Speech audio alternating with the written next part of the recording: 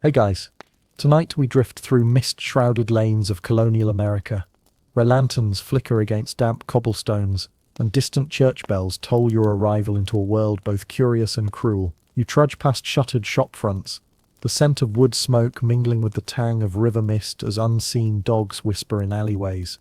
It feels oddly peaceful, until reality smacks you with a cheeky jolt.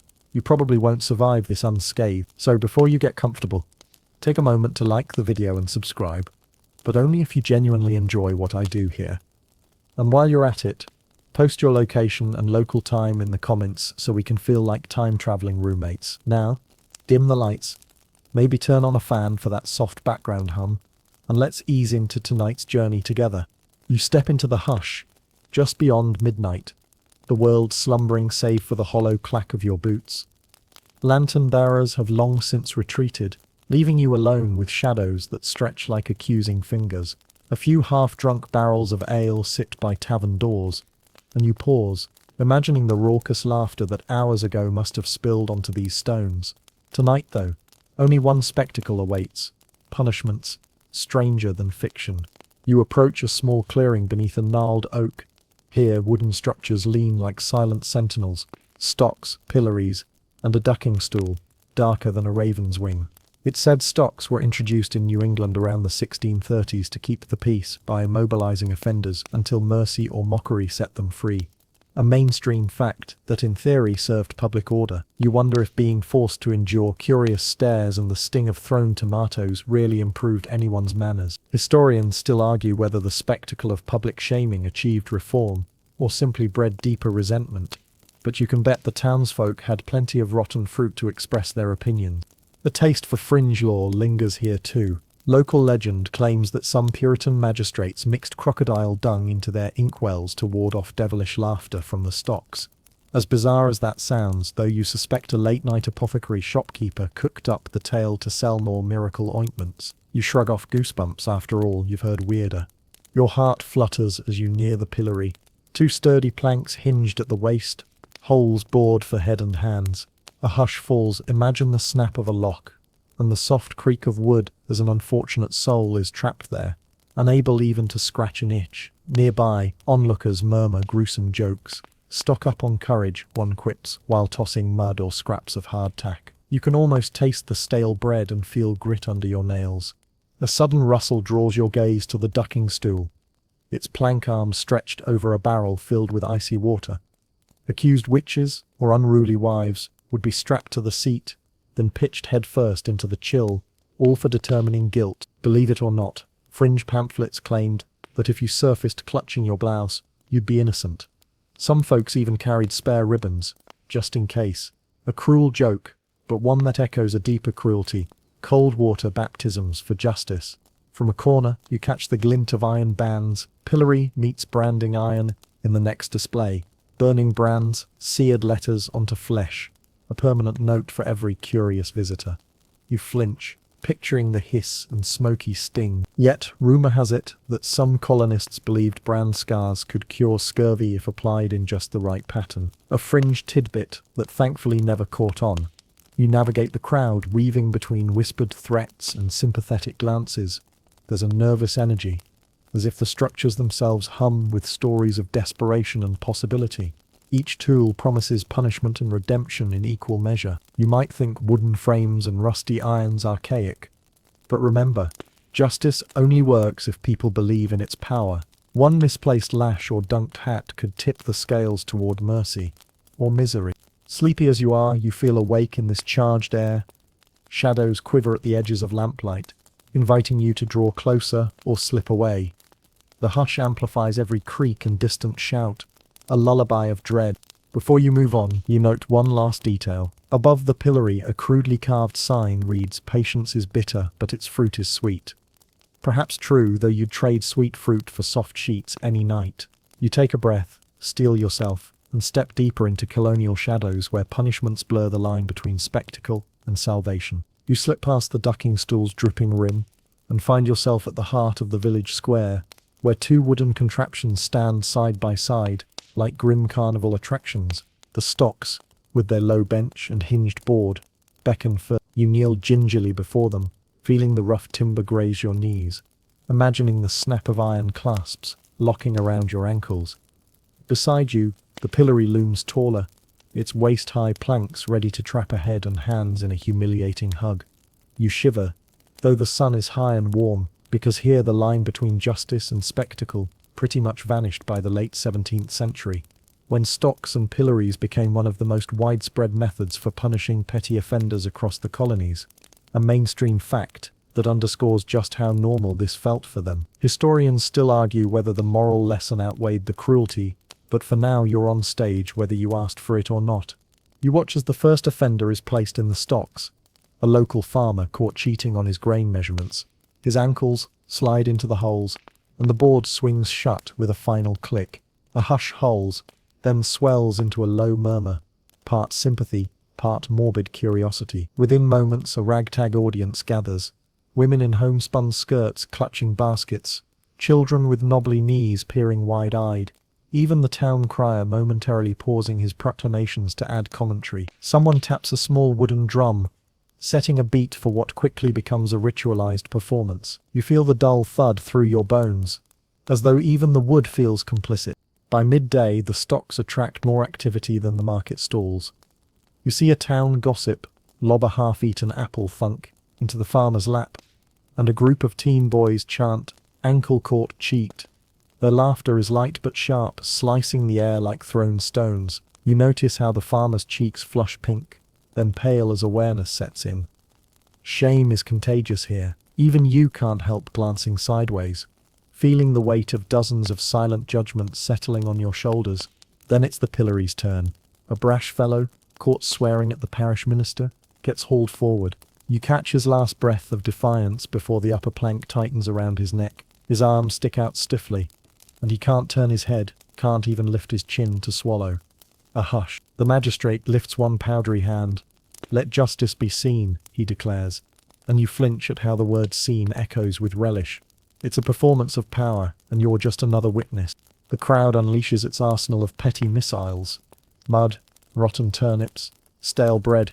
Each thump on wood sends a splatter of grime across the fellow's shoulders.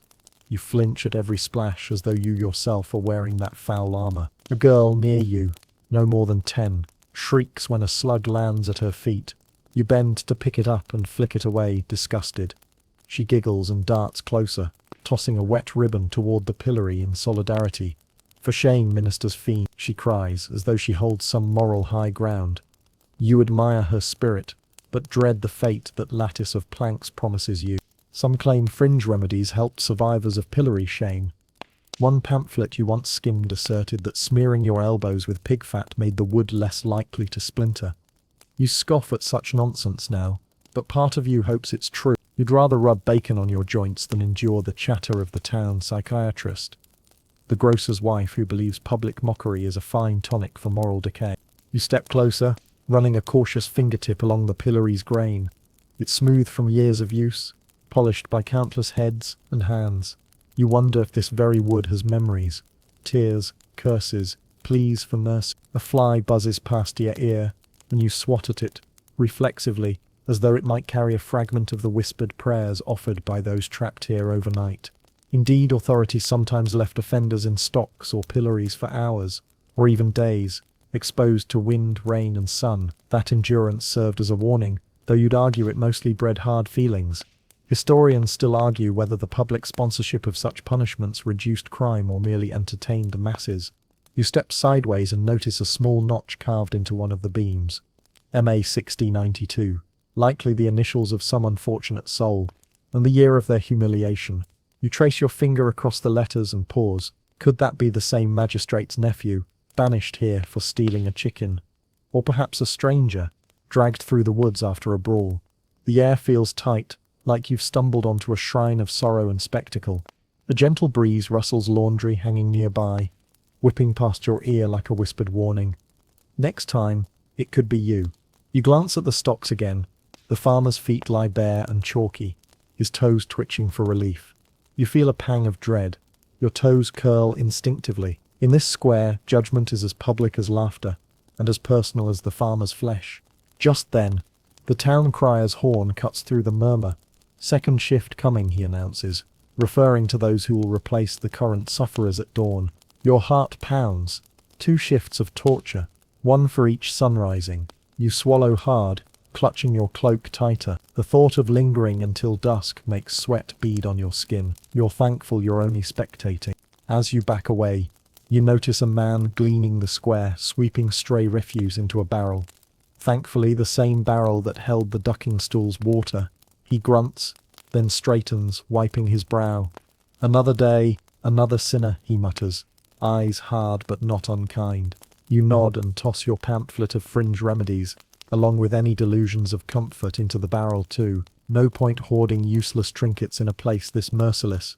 You finally step beyond the circle of wooden horrors, heart still racing, mind buzzing. You inhale deep, tasting wood smoke and dust, and wonder if you'll ever feel secure again. But that's how the Stocks and Pillories thrived. They turned strangers into voyeurs and turned crime into a community affair. You adjust your cloak, forcing your shoulders down, and march on as the buzz of the crowd fades behind you, leaving only the silent witness of crooked planks and iron bands. You press onward from the Pillories' smear of mud, stepping off the village square and toward the wooden bridge that arches over the winding river.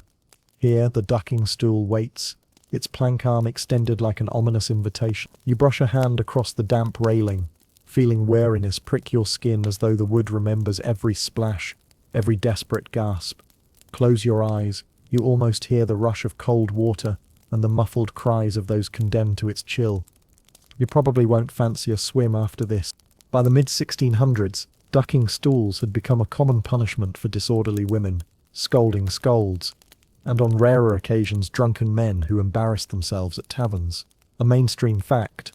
Magistrates believed submersion would cure moral ailments, literally washing sin from the body. Historians still argue whether ducking braces were more about deterrence or about reinforcing patriarchal control over female behavior. But either way, when that stool tipped forward, you knew no mercy floated your way. You round the bend and see the barrel braced beneath a stout beam. A plank, worn slick by centuries of splashes, juts out over the water like a diving board gone wrong. An iron chain coils around the seat, its links whispering promises of a tight bind. Nearby, a wooden crate holds foul-smelling seaweed and discarded mud clumps, trophies of past treatments. You shiver, despite the July sun. The air here feels as cold as November dawn. A hush falls as a woman strides forward, wrists cuffed to the stool's arms. She's known as Mistress Eliza Carter, accused of yammering too loudly at church service, an offence that could earn a spanking elsewhere but here merits a ducking. The magistrate, a stern fellow with a powdered wig, nods to the executioner, who glances at his soaked pail and scowls. You wince, imagining the stench of stagnant water mixed with river slime and who knows what that clings to his boots. He pulls the lever, creaking wood groans under the load. Mistress Carter tips forward, her skirts ballooning like a wet sail, and the stool plunges. You flinch, picturing the arc of her body just before the cold bite of the river. Her gasp echoes across the banks, sharp, primal, then silence. A moment later, bubbles surface and she's dragged upright, coughing out muddy water. The crowd tuts and murmurs, a mix of schadenfreude and relief that it isn't them submerged today. A fringe tale surfaces in your mind. Some pamphlets whispered that certain ducking stools had 2 seats, one for guilty and one for innocent scolds, so innocents, after their first harmless dunk, were returned to the dry dock. The notion sounds absurd, but in dimly lit taverns, gossip flowed as freely as ale, and storytellers thrived on hope, no matter how sickly. You wonder if anyone ever demanded trial by ducking, hoping to prove innocence. What a plucky lottery ticket that would be. As she staggers away, dripping and shivering, a boy tosses a handful of wet grass clippings at her bonnet. "Next time, Mum, bring a swimsuit," he jibes. You try not to laugh, but you feel a spark of amusement at the boy's bright cheek. Still, your grin trembles. Empathy for Mistress Carter competes with your urge to admire human resilience. She stands upright, skirts clinging but dignity intact. That awkward grace underwater seems to earn her more kinship than shame. You edge closer to the water's edge. The river's current ripples under the wooden supports, dark as ink, except where sunlight speckles the surface. Fish flicker beneath a flicker of life beneath layers of judgment. You notice algae clinging to submerged boards, green and slippery, like nature's own decoration for this oppressive spectacle. The water smells faintly of fish and damp leaves, an earthy perfume you might savor in another context. If only you weren't so keyed to the impending doom of the stool. Another accused offender steps up. Mr. Tobias Green, a tailor accused of cutting a parishioner's coat in the wrong pattern and refusing to mend it promptly. A petty crime, but enough to demand public humiliation. He smirks at the crowd, perhaps betting that courage will keep the stool at bay. You raise an eyebrow. Defiance often earns harsher treatment, and you don't envy him his seat. The executioner straps his ankles and wrists in turn, then gives a hearty yank on the lever. Tobias tips forward, good-natured grin sliding off his face, as quickly as his shoulders vanish beneath the surface. Water roars around him. A collective intake of breath ripples through watchers. You hold yours until he resurfaces, sputtering, eyes wide like a startled fish. The irony of a tailor's fit going so awry twists in your gut. Fashion critics indeed. You step back, out of the immediate splash zone, and wipe invisible droplets from your brow. Above your head, the magistrate's proclamation floats on the breeze. May this water's lesson soak sense into errant souls. It's as poetic as it is chilling. Justice delivered through aquatic baptism, where sins are weighed by splashes rather than words. You're halfway tempted to dip a finger into the water, just to confirm that chill but self-preservation wins. You resist. Historians still argue whether such aquatic punishments actually worked in curbing misbehavior, or simply bred contempt for authorities. Yet one can't deny the spectacle's power to enthrall. You've watched half a dozen dunkings and felt that tug of collective fascination, the same draw that packed amphitheatres centuries later. Public punishment, after all, is theatre cloaked in morality. A stray dog emerges from the underbrush, nosing among discarded straw and seaweed. It laps at a shallow puddle, oblivious to the drama that just unfolded. You chuckle softly. If only dogs could swear and gossip. You think they deserve the ducking stool too. It takes a village, after all. A sudden splash catches your attention. A heavy boot kick sends muddy water arcing toward a small boy leaning too close. He yelps and stumbles back, cap askew. The boot's owner, a stout fisherman, claps the boy on the shoulder. Next time, stand firm, he grunts. You feel a pang of sympathy for the child. Curiosity killed the catfish, perhaps. You retract to the bridge's midpoint, inhaling a lungful of fresh air. The river below continues its patient course, uncaring of human absurdities. You find yourself marveling at that persistence, that life flows onward, even as people flounder under the weight of petty laws. It reminds you of that carved MA 1692 in the Pillory. Names come and go, but the world keeps spinning. Before moving on, you catch a final glimpse of Mistress Carter, now wrapped in a threadbare cloak and clutching a wooden mug of warm ale proffered by a kind neighbour. She raises it in a half-hearted toast to the river's lesson. You raise an imaginary mug in return, offering silent solidarity. Despite the chill, despite the shame, she smiles. That unbroken spirit feels like rebellion against the very currents meant to break her. With one last look, you step away from the ducking stool's plank and turn back toward the village lanes. The echo of water dripping and gasping voices lingers, a watery refrain in your mind. Your boots echo on the walkway behind you. Each footfall a reminder that though you've witnessed human cruelty, you remain free, at least for now.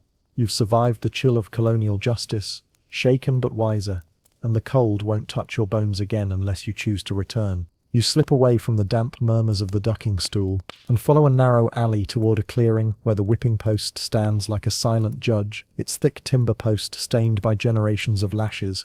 The air here tastes of leather and sweat, and you can almost hear the rhythmic thud of heavy straps striking flesh in some long-ago dawn. You approach tentatively, heart thudding as though you've trespassed on forbidden ground. Here, pain is measured in strokes, not words. No sooner does the lash land than the body speaks for itself. By the early 1700s, whipping posts were ubiquitous fixtures in colonial towns, used to chastise everything from vagrancy to drunken brawls. A mainstream fact that underscores just how normalized corporal punishment was across the Atlantic world. You pause to run a fingertip along the post's rough surface, noting the smooth grooves carved by ropes and cuffs over decades. Historians still argue whether whipping truly deterred crime or merely brutalized both condemned and spectators. But either way, it stamped authority onto every exposed back. A fringe whisper drifts through your mind. Some disgruntled craftsman pamphleteers claimed that certain colonial executioners mixed fine sand with their whip thongs to amplify the sting like seasoning a cut of meat, though no court record ever admitted it. The notion lingers, though, and you shudder at the thought of gritty leather tearing skin more efficiently. You wonder if any poor soul ever negotiated for plain straps out of sheer mercy. The magistrate's clerk stands nearby, ledger in hand, his quill poised to record the offender's name and number of strokes. You watch as a handcuffed man is led forward, a tailor named Stephen Hargrove, convicted of striking a neighbour with a wooden clamp during an argument about seam allowances. His shirt is torn open at the back, revealing pale skin flecked with goosebumps. You swallow hard, hoping he won't beg. Dignity offered its own faint protection here. He kneels before the post, hands bound at the wrist to a stout iron ring. His spine presses against the wood, and for a heartbeat, you see the tension in his shoulders as he steels himself. The executioner, a hulking figure with leather gauntlets, raises the whip over his shoulder. You close your eyes, imagining the crack that will split the hush like lightning. First stroke, the magistrate booms, voice echoing. You squeeze your eyes tighter, bracing for the sound. The whip winds through the air and lands with a wet smack. You flinch, as though struck yourself, and picture the red welt blooming across Stephen's back. He grits his teeth, body twitching. 2, and another lash rips flesh, another gasp. You feel each stroke in your spine, a shared horror that threads spectator and subject together. A woman stands to your left, clutching her bonnet. She murmurs, "Let mercy guide you," though whether she means mercy for the punished or from the magistrate is unclear. You nod, uncertain. As the third lash cracks down, you notice Stephen's eyes gleam with a silent plea. No words, just that look that beseeches kindness. But kindness here is measured in moderation of force, not forgiveness. You glance around. Townsfolk form a half-circle. Men tipping hats, women fanning pale cheeks, children peeking between legs. A boy whispers, "Betty wished he stayed home." You scowl and give him a gentle elbow. Shame doesn't need reinforcement from jokes, yet you can't deny the macabre fascination that pulses through the crowd. Public punishments draw crowds like birds to grain. Between lashes, Stephen sways, breathing hard. The executioner pauses, perhaps to let him recover just enough to endure the next dozen strokes. Scholars still argue whether these brief reprieves mitigated cruelty or simply carried on the torment longer. You suspect the latter, and every tick of the executioner's foot sharpens your awareness of time's cruel elasticity here. Suddenly, a murmur ripples. Some claim that a sympathetic doctor once smeared vinegar and lavender on fresh welts to soothe pain and speed healing. An early form of first aid in a world without anesthetics. You smile wryly at the thought of lavender in a whipping, fringe and tender. That remedy hints at the thin boundary between punishment and care. The magistrate checks his quill, scribbles 10 strokes, then lifts his hand. That will suffice. The collective exhale ripples outward like wind through leaves. Stephen collapses forward onto the post for support, head bowed. The executioner releases him, and a servant offers a coarse blanket to wrap around his shoulders. You step forward, dipping a handkerchief into a small flask of spirits you carry, lavender brandy actually, and tip it towards Stephen's lips. He accepts cautiously, and you feel gratitude in his eyes. A small victory, maybe, in this brutal theatre. You press your hand briefly to his arm. "You'll live," you whisper, though it feels hollow. Yet it's true, whipping was rarely fatal. More a lesson in suffering than execution. Still, every stroke left hidden wounds, infection, shame and dread that lingered far beyond the square. You drift back, mindful of every footstep on the uneven cobbles. Behind you, the crowd dissipates, some trailing off toward taverns to blot out what they witnessed. Others simply vanish into silent alleys, hearts heavier for having watched. You inhale the tang of leather and brandy on your fingers, then wipe your hand on your cloak. A stray curl of rope end hangs by the post, once tied to frozen elbows perhaps. You tug it lightly until it snaps free, holding the frayed tip between thumb and forefinger. Locals say superstitious offenders kept fragments of whipping rope as talismans, believing the fibers carried away their sin. You tuck the thread into your pocket, partly in disbelief, partly in case you need a reminder of what you've endured so far. As twilight approaches, the setting sun slants gold through the alley, dancing across the posts' worn bloodstains. You shiver at the juxtaposition of beauty and brutality, as though the world itself can't decide whether to cradle or crush you. 3 jokes pour through your mind. Better lash out with kindness, whip up some mercy. Don't flog the messenger. But they all ring hollow here. Still, you manage a weak grin. Laughter, however uneven, feels like resistance. You glance skyward. Stars begin shyly peeking through, fading blue, an invitation to calm. Yet your shoulders ache with the memory of each lash's arc. The whipping post looms behind you.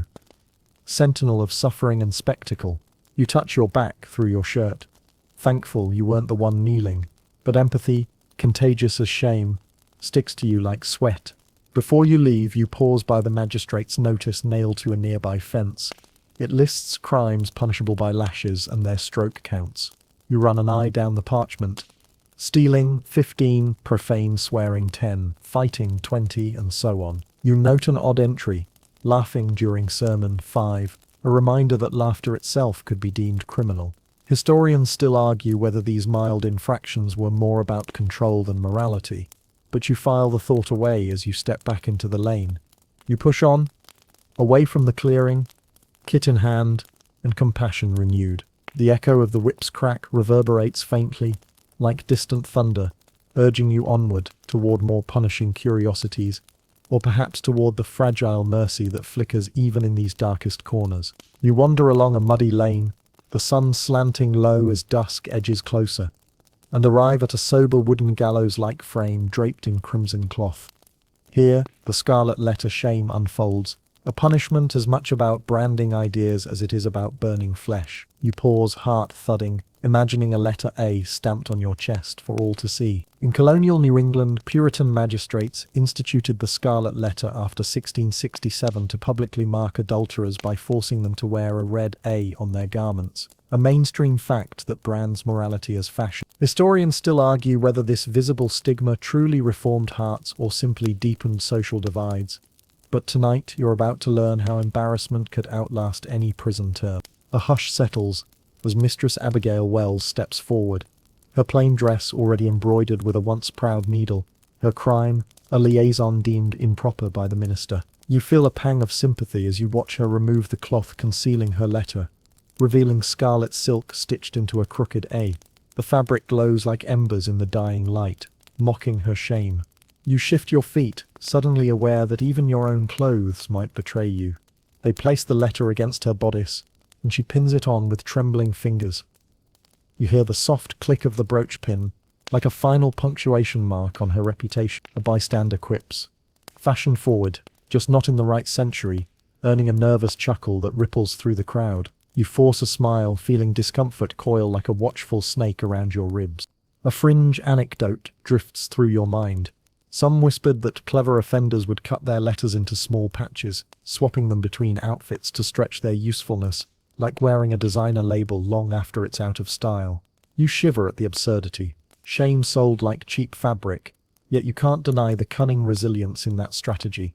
A tiny act of rebellion stitched into colonial subservience. Mistress Wells stands before the crowd, chin high, despite her scarlet mark. Someone tosses a handful of dried rose petals, an edible bouquet of mockery. They flutter down, landing on her shoulders like wounded birds. You catch a whiff of perfumed petals, and wonder if she ever sees beauty in spite of her branding.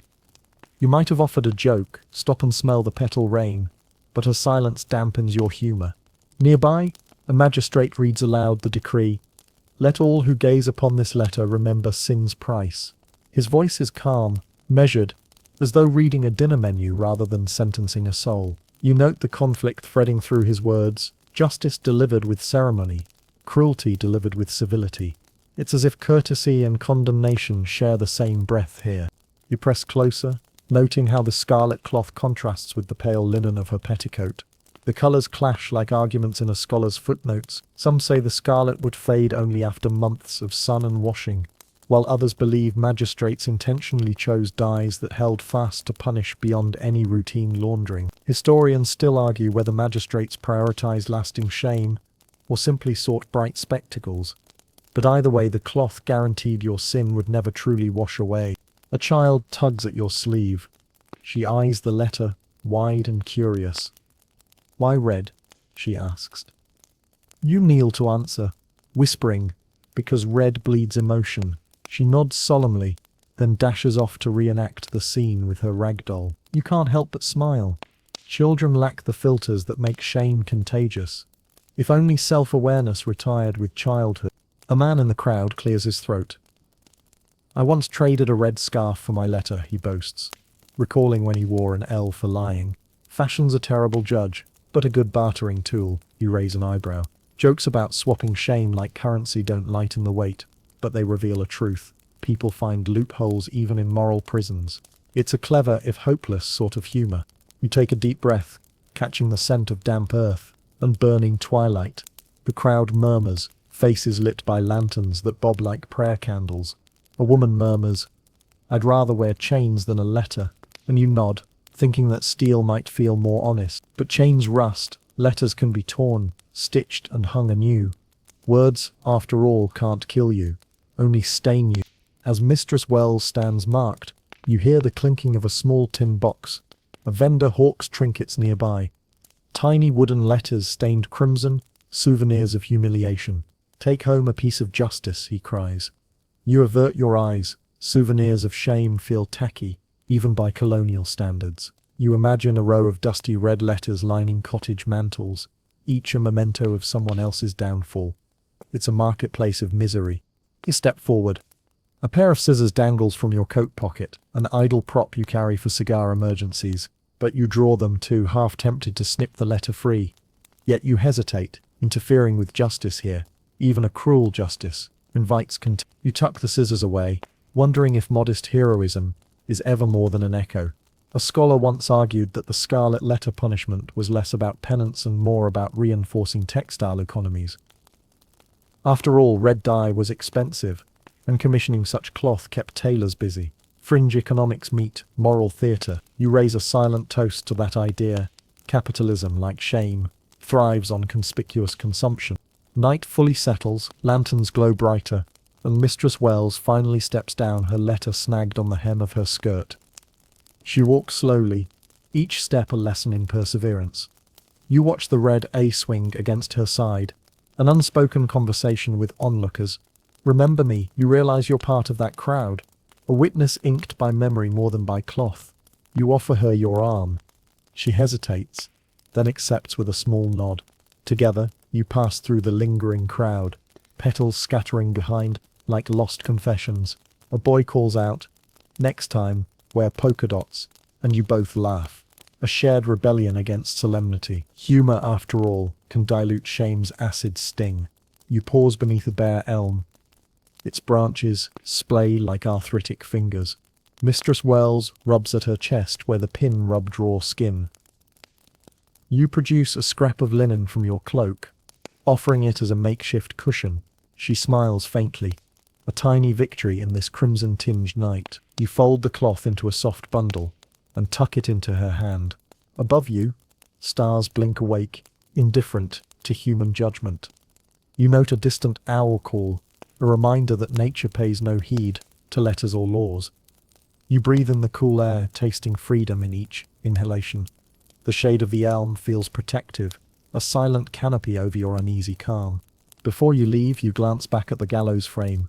The scarlet cloth still hangs, awaiting its next reluctant model. You imagine the scene replayed dozens of times, each sinner sewn into a narrative of public penance. And yet, each also carried a spark of defiance, whether in swapping patches, dabbling in dye cures, or refusing to let shame break their gaze. You slip away, heart lighter for the shared laughter and heavier for the enduring stain of that red letter. As you round the corner, you catch a glimpse of a ragged banner fluttering in the night breeze. A is for ambition, it reads, scrawled by some anonymous hopeful. You smile at that subversive slogan, letting it whisper through your mind like a lullaby. You slip through a narrow passage between half-timbered cottages, and find yourself before a stout yew-post bristling with iron pegs shaped like ears. Your pulse quickens. This is the ears on the line. A punishment so strange it feels plucked from a fever dream. You step closer, inhaling the mingled scents of damp wood and chipped iron. Rust flecks glint like distant stars, and you shiver, recalling the pillory's manch of feathers and the whipping post's echoes. As though each punishment passes a baton of dread, you cradle your own ears, half worried you'll confuse them for cherries.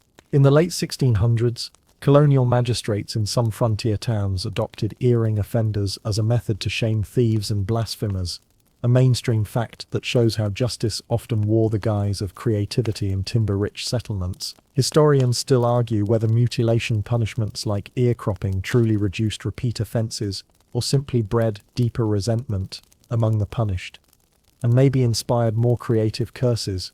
You swallow hard, imagining the clink of your ear tumbling into a bowl. A lantern swings overhead, casting dancing shadows across the post. A burly man, Thomas Two-Nose Merrick they call him, staggers forward, his cheek ruddy with shame and ale. He's been found guilty of 2 counts of theft. First a gram of tobacco, then Mrs. Hawthorne's prized knitting needles. The magistrate's clerk reads the charges in a crisp voice, the quills scratch echoing like a nail on slate. You try not to wince as Thomas removes his cap, exposing his cropped right ear, still fresh and pink, a scarlet thumbprint of misdeeds past. You picture running a finger along the ragged edge and shudder. The executioner produces a curved iron blade that catches the lantern glow.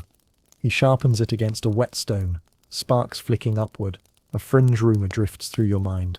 Some claimed boozy healers would boil the severed ear in a poultice of turnips and cider vinegar, then bind it back on with oiled linen, an absurd attempt at reattachment that historians dismiss as drunken folklore. You doubt any ear truly survived such medical hocus-pocus, but you can't help picturing Thomas munching on turnip soup, dreaming of reuniting with his lobule.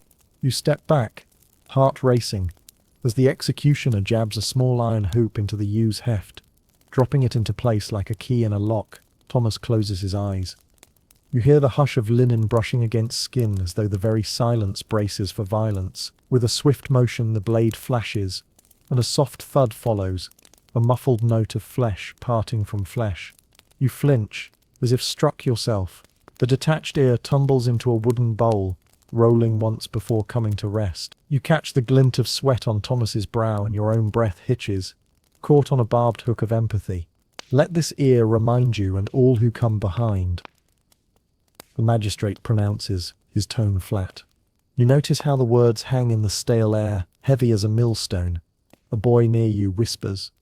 Herd ears grow back if you whisper vows of penance 3 times. You elbow him gently. Save fairy tales for bedtime. You murmur, though your own heart lies restless. Villagers step forward to view the trophy, pressing coins into the wooden bowl. Funds to replenish town coffers. Someone tosses in a copper penny, another drops a rusty nail. You add a smooth river stone, as though casting an offering to a capricious justice. The bowl jingles with each addition, a chorus of community judgment. You wince, imagining that same sound when your own ear might join the chorus. Next, the magistrate inspects the stump of Thomas's ear. He nods, satisfied, and orders the stump, anointed with brandy and a pinch of rosemary, deemed antiseptic by barber surgeons of the day. The tang of spirits drifts past you, burning your nostrils. Somewhere in your pocket, you feel the small flask you carry, and a wry thought surfaces. Perhaps your brandy could mend more than conscience tonight. You force it back down. No need to risk becoming the next ragged contestant on this grisly stage. Thomas is released, capless and earless, and he stumbles forward, blinking into the lantern glow. You see tears glisten on his jaw. You reach out, offering a steady arm. He leans on you, his breath sour with fear and relief. "Thank you," he whispers, voice lopsided without its usual resonance. You nod, surprising yourself with a gentle grin. Empathy, you remind yourself, is the best kind of rebellion. You wander around the post, noticing carvings of initials, dates, and crude sketches of ears, some whole, some half-moon slices, each carving a silent testament to past miscreants. One reads J.A. 1684, and below it, someone sketched a trapezoidal ear with 3 scrolls inside, like a maze. You trace the lines, feeling the grain beneath your fingertip. It's as if history itself rests in those notches, whispering stories of sin, shame, and survival. A small dog pads by, nose to the ground, sniffing the air for scraps of humanity. You call to it softly, "Good hound," but it ignores you, engrossed in the scent of old blood and resin. You recall the ducking stool's seaweed trophy and the whipping post's straggled ropes. This post's decorations are far more macabre. Yet click-clack footsteps and distant murmurs carry you onward, the spectacle's echo blending with familiar doubts. You remember Mistress Carter's first gasp underwater, and Stephen's silent plea at the whipping post. This place binds them all with threads of pain. Someone near you jokes, "Looks like he's losing an ear for his art collection," and you can't suppress a wry smirk. Humor, even twisted, eases the tension of knotted anxieties. You whisper to the crowd, "He'll hear better tales now," and laughter ripples through the watchers, softening the iron's edge. As Thomas steadies himself, you lead him away, wary of the crowd's lingering gaze. You glance back once. The earpost stands stark against the starlit sky, jagged and silent. You feel the weight of community verdicts pressing on your shoulders, each iron peg a reminder that in these colonial towns, justice often took the shape of the cruelest craft. You and Thomas vanish down a side street, leaving behind the scent of iron and rosemary. His steps falter but hold, and you guide him toward the safety of dim lamplight. The murmur of distant laughter follows you, a lullaby of survival in a world where ears and reputations could be clipped at a moment's notice. You slip away from the ears on the line post, your heart still thudding like distant war drums, and find yourself before a smoking brazier and a long, slender iron rod perched on a wooden table. The air here smells of charred wood and hot metal, and you catch the hiss of heat as the executioner tests the branding iron against a patch of sand. You cradle your palms together, feeling the prickling warmth in the air, an ominous prelude to the sting you're about to witness. This is the burning brand's sting, where glowing iron letters or symbols sear flesh, leaving permanent warnings and whispered scandals in equal measure. By the late 1600s, colonial courts had borrowed branding practices from English law, using hot irons to mark criminals, often with the letter T for thief or R for rogue, a mainstream fact that shows how legal traditions crossed the Atlantic with settlers. Historians still argue whether branding's lasting mark truly deterred crime, or simply served as a branding iron for social ostracism. But tonight you'll feel its heat even from the fringe of the crowd. You steady your breath, imagining how white-hot metal would hiss on your own skin. No anesthetic, just mortal nerve endings singing in protest. A fringe rumour drifts through your mind. One pamphlet claimed that some unsympathetic jailers dipped their irons in gunpowder before heating, to create a crackling flare like a miniature fireworks show for justice. You shiver at the thought. A spark, a bang, and a scar the size of a rooster's claw. It must be absurd, but in the taverns you once overheard travellers swear they'd seen it. You push the memory away. This place feels too close to fantasy's darkest illusions. You edge closer as Mistress Hannah Prescott is brought forward, hands shackled behind her back. She's accused of passing counterfeit coins, an offence that cost the colony dear. Her face is pale, lips tight, but her eyes flicker with fierce determination. You nod to her, offering a flicker of solidarity. Branding isn't a beauty mark, you murmur, though she can't hear you, yet she straightens her shoulders, as if preparing to stand flame to flame with fate. The executioner holds up the iron, its tip glowing orange like a sunset trapped in steel. He announces, "The symbol of infamy, a crowned F for false coiner." He pauses, letting the hush deepen. The brazier's embers snap and pop, punctuating the silence like mocking applause. You notice how small sparks drift skyward, as though the flames themselves conspire to brand the memory into your mind. He guides Mistress Prescott to the post, a low wooden block cushioned with straw, and instructs her to lean forward. Her breath comes in slow, measured gasps. You feel a knot tighten in your chest, recalling the ducking stool's icy plunge and the whip's leather kiss. Each punishment stitches into the tapestry of your colonial tragedy. Yet here flame and flesh are woven most cruelly. "Hold fast," the executioner intones, his voice devoid of mercy. The iron flares as he plunges it against her left shoulder, and an ear-splitting sizzle rends the air. You flinch instinctively, stepping back, and the acrid scent of singed flesh curls into your nostrils. A child behind you hiccups in alarm.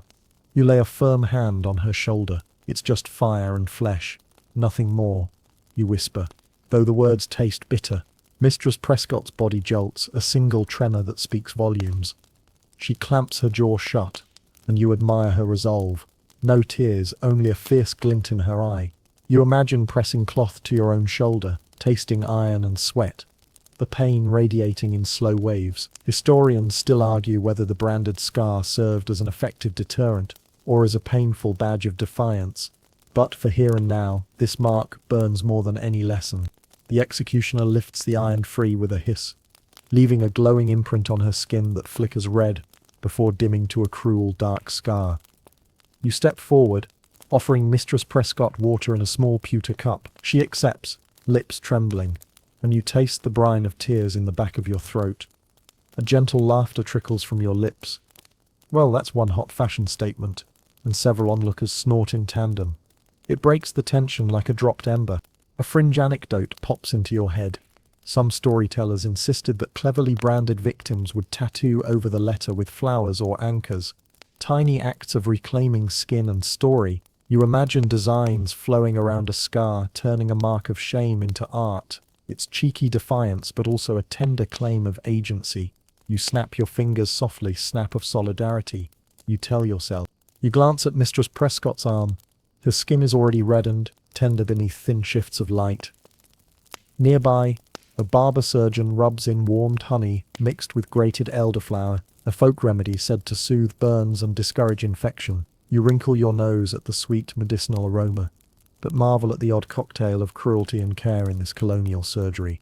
Never underestimate a woman with a hot piece of iron on her shoulder, you tease softly, earning a weak smile from Hannah.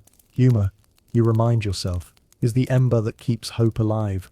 A boy in the front row whispers, "Think she got a sunburn." You elbow him playfully, "Only if the sun shines molten truth," and he giggles, clapping his hands.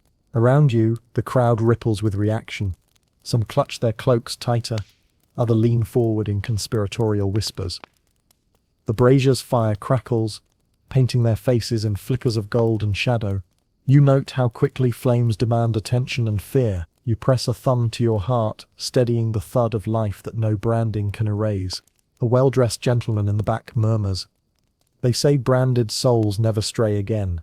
You catch the scholar's tone, weighty, determined. You'd argue that history shows reoffense was common, that stigma can drive desperation, not reform. Yet tonight, you remain silent, letting the question hang in the smoke-choked night. You turn to leave, but pause as Mistress Prescott stumbles. Weakness or bravado? You can't tell. You catch her arm, steadying her. "Take my cloak," you offer, shifting its weight. She hesitates, then drapes it over her shoulders. The fabric feels heavy with compassion, a soft counterpoint to the iron's cruel kiss. You guide her away from the brazier's heat. Behind you, the branding iron rests once more on the table, silent, dormant, yet still smouldering with terrible promise. You remember the Pillories planks, the ducking stool's splash, the whip's crack, the scarlet cloth, and the severed ear. The gallery of punishments that branded your experience with both dread and wonder. A distant owl hoots, its voice deep and curious. Under its watchful eye, you walk on, each step a promise that memory will carry more than shame. You breathe in the cool night air, tasting freedom between embers of cruelty. The brand on Hannah's shoulder may never fully fade, but her courage glows brighter than any iron. You round a corner into the broad market street, and the distant clang of metal warns you that the parade of public ridicule is about to begin. Lanterns swing from baked clay walls, their flicker dancing over tin pans strapped to wooden frames, while tambourines jingle with over-enthusiastic zeal. A hush falls as the procession emerges, a solemn troop of townsfolk, musicians, and costumed judges crooning mock dirges and bawdy ballads. You feel your pulse quicken, senses sharpening to every discordant note. Welcome to colonial America's worst marching band. By the mid-18th century, mock processions had evolved into formal punishments for offenders deemed too irreverent for stocks or too trifling for fines.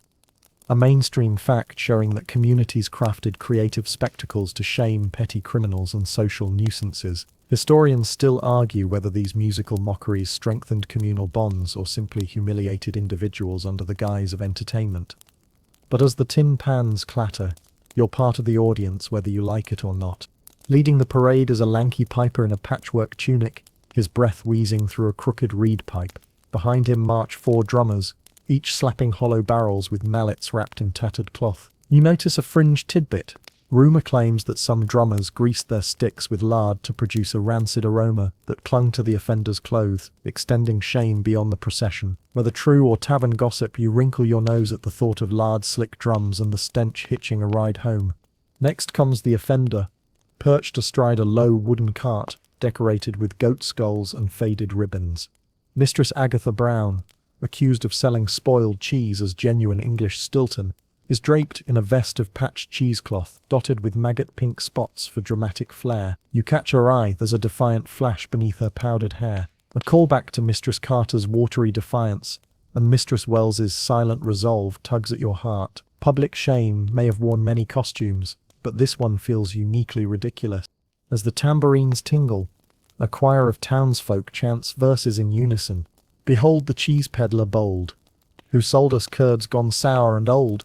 They twirl around the cart with exaggerated bows, faces painted pale as parodies of piety. You stifle a grin at the performer who staggers into the cart's wheel, nearly toppling Agatha onto the dusty road. A child behind you squeals in delight. She smells like yesterday's dinner. The crowd roars, laughter ricocheting off brick walls like runaway marbles. Your boots crunch on gravel. You draw closer, noticing small flourishes on the cart. A banner reading "Curdled Crimes," a half-mouldy cheese wedge as a trophy, and a heap of rotten eggs perched at the front. You wince, rotten eggs, whipped leather, and splintered wood. A sensory trinity you've come to know too well. Today's victims carry the scent of dairy disaster rather than bodily fluids, but the principle remains, laughter and scorn as community currency. A fringe anecdote surfaces in your memory. In one remote township, they once used live geese instead of banners, herded alongside the cart to provide honking accompaniment. The parade reportedly devolved into chaos when the geese broke loose, honking and flapping across town, terrorizing livestock. Whether that truly happened or someone slipped cider to the geese, you can't verify, but you let yourself smile at the comic possibility. Agatha's cart rumbles past, and you glimpse the quiet dignity in her gaze. She stands tall, chin lifted, even as children pelt the cart with stale bread and squealing pig bones. The procession's clamour fades for a moment, leaving only the whisper of your footsteps. You remember the pillories creaking wood, the ducking stools splash, the whip's crack, the branded mark, and the clipped ear. This parade stitches them all into a mocking tapestry, thread by mocking thread. At the cart's rear, 2 jesters in motley costumes trail handfuls of tchotchkes, tiny wooden spoons, miniature pillories carved from nutshells, and knotted cords spelling out repent. They toss these trinkets into the crowd as souvenirs of shame. A jester winks at you and tosses a spoon that clatters on the cobbles at your feet. You pick it up, running your thumb over its smooth handle. Use it to scoop your humble pie, you mutter, pocketing the token as a curious memento. The musicians shift tempo, staccato drums punctuating each chant, and cheese from days of yore and rot make merry mockery of that lot. They strike a final chord and strike the cart's sides with a great bang. A hush follows, as though the sound itself demanded silence. Then, in a gesture marking release from ritual, they flip a ribboned switch on the cart to spill a shower of dried marigold petals over Agatha. The petals flutter down like confessions, landing on her shoulders and in the gutter. You inhale their faint herbal scent, sunny and antiseptic, an absurd contrast to the stink of spoiled cheese. Agatha steps down from the cart and faces the crowd. Silence reigns, broken only by distant church bells signaling a late hour. You realize you're holding your breath. She bows once and turns and strides off toward the fringe of spectators. A woman near you mutters, "Shame's over, time for supper." Laughter trickles back in, gentler now, as the crowd disperses like startled sheep. You follow at a distance, watching remnants of the parade. A broken drumstick here, a goat skull there, and an overturned barrel stained yellow with cheese rinds. Someone laughs loudly. Next time, we'll parade the brewer who sold us skunky ale. You grin, justice never sleeps, and tomorrow's spectacle waits in the wings. A skeptic in the crowd argues, this makes fools of us all. You nod, public spectacle could embarrass both offender and audience, reminding you that cruelty tastes bitter even when sweetened with humor. Historians still argue whether the community performed punishment for moral reform or simply for entertainment. But tonight, as the echo of tin pans lingers, you sense both motives intertwining. You approach the empty cart and touch its chipped paint. A scratch reveals bright red primer beneath the faded patterns, a buried vibrancy next to decayed mockery.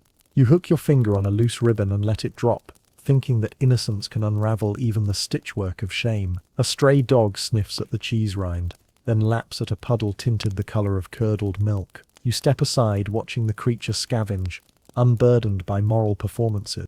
Moonlight slants through narrow openings above, casting silver ribbons across the street. The once loud drums are now a soft echo in your mind, like a lullaby of absurdity. A distant owl calls, and you whisper back, "Rest easy, night watch," letting the sound roll off your tongue. You turn to leave, but pause as you recall Mistress Wells's crimson letter swinging in the night breeze. Stephen's trembling back at the whipping post, and Thomas's ear tumbling into that wooden bowl. Each punishment brought its own soundtrack: creaks, splashes, whips, hisses, and now drums. You rest your fingertips against your lips, as though pressing mute on the world's cacophony. Ahead, lanterns glow warm against darkened doorways, promising hearths and quiet. You take a deep breath, exhaling the parade's absurdity and your own uneasy laughter. The march of mockery faded for now, but its memory will drum in your thoughts for nights to come. You pick up the wooden spoon jester's token from your pocket and give it a gentle tap against the cart's wheel mark. A hollow sound rings true, as though acknowledging that every spectacle leaves a mark on flesh, on cloth, on memory. You slide the spoon back into your coat and shuffle onward, boots whispering on the gravel. Above you, stars glimmer steadily, indifferent to human follies. You smile, imagining them as silent spectators, unmoved by tin pans or tambourines. Yet you carry the parade's echo in your chest, a reminder that even ridicule can teach compassion.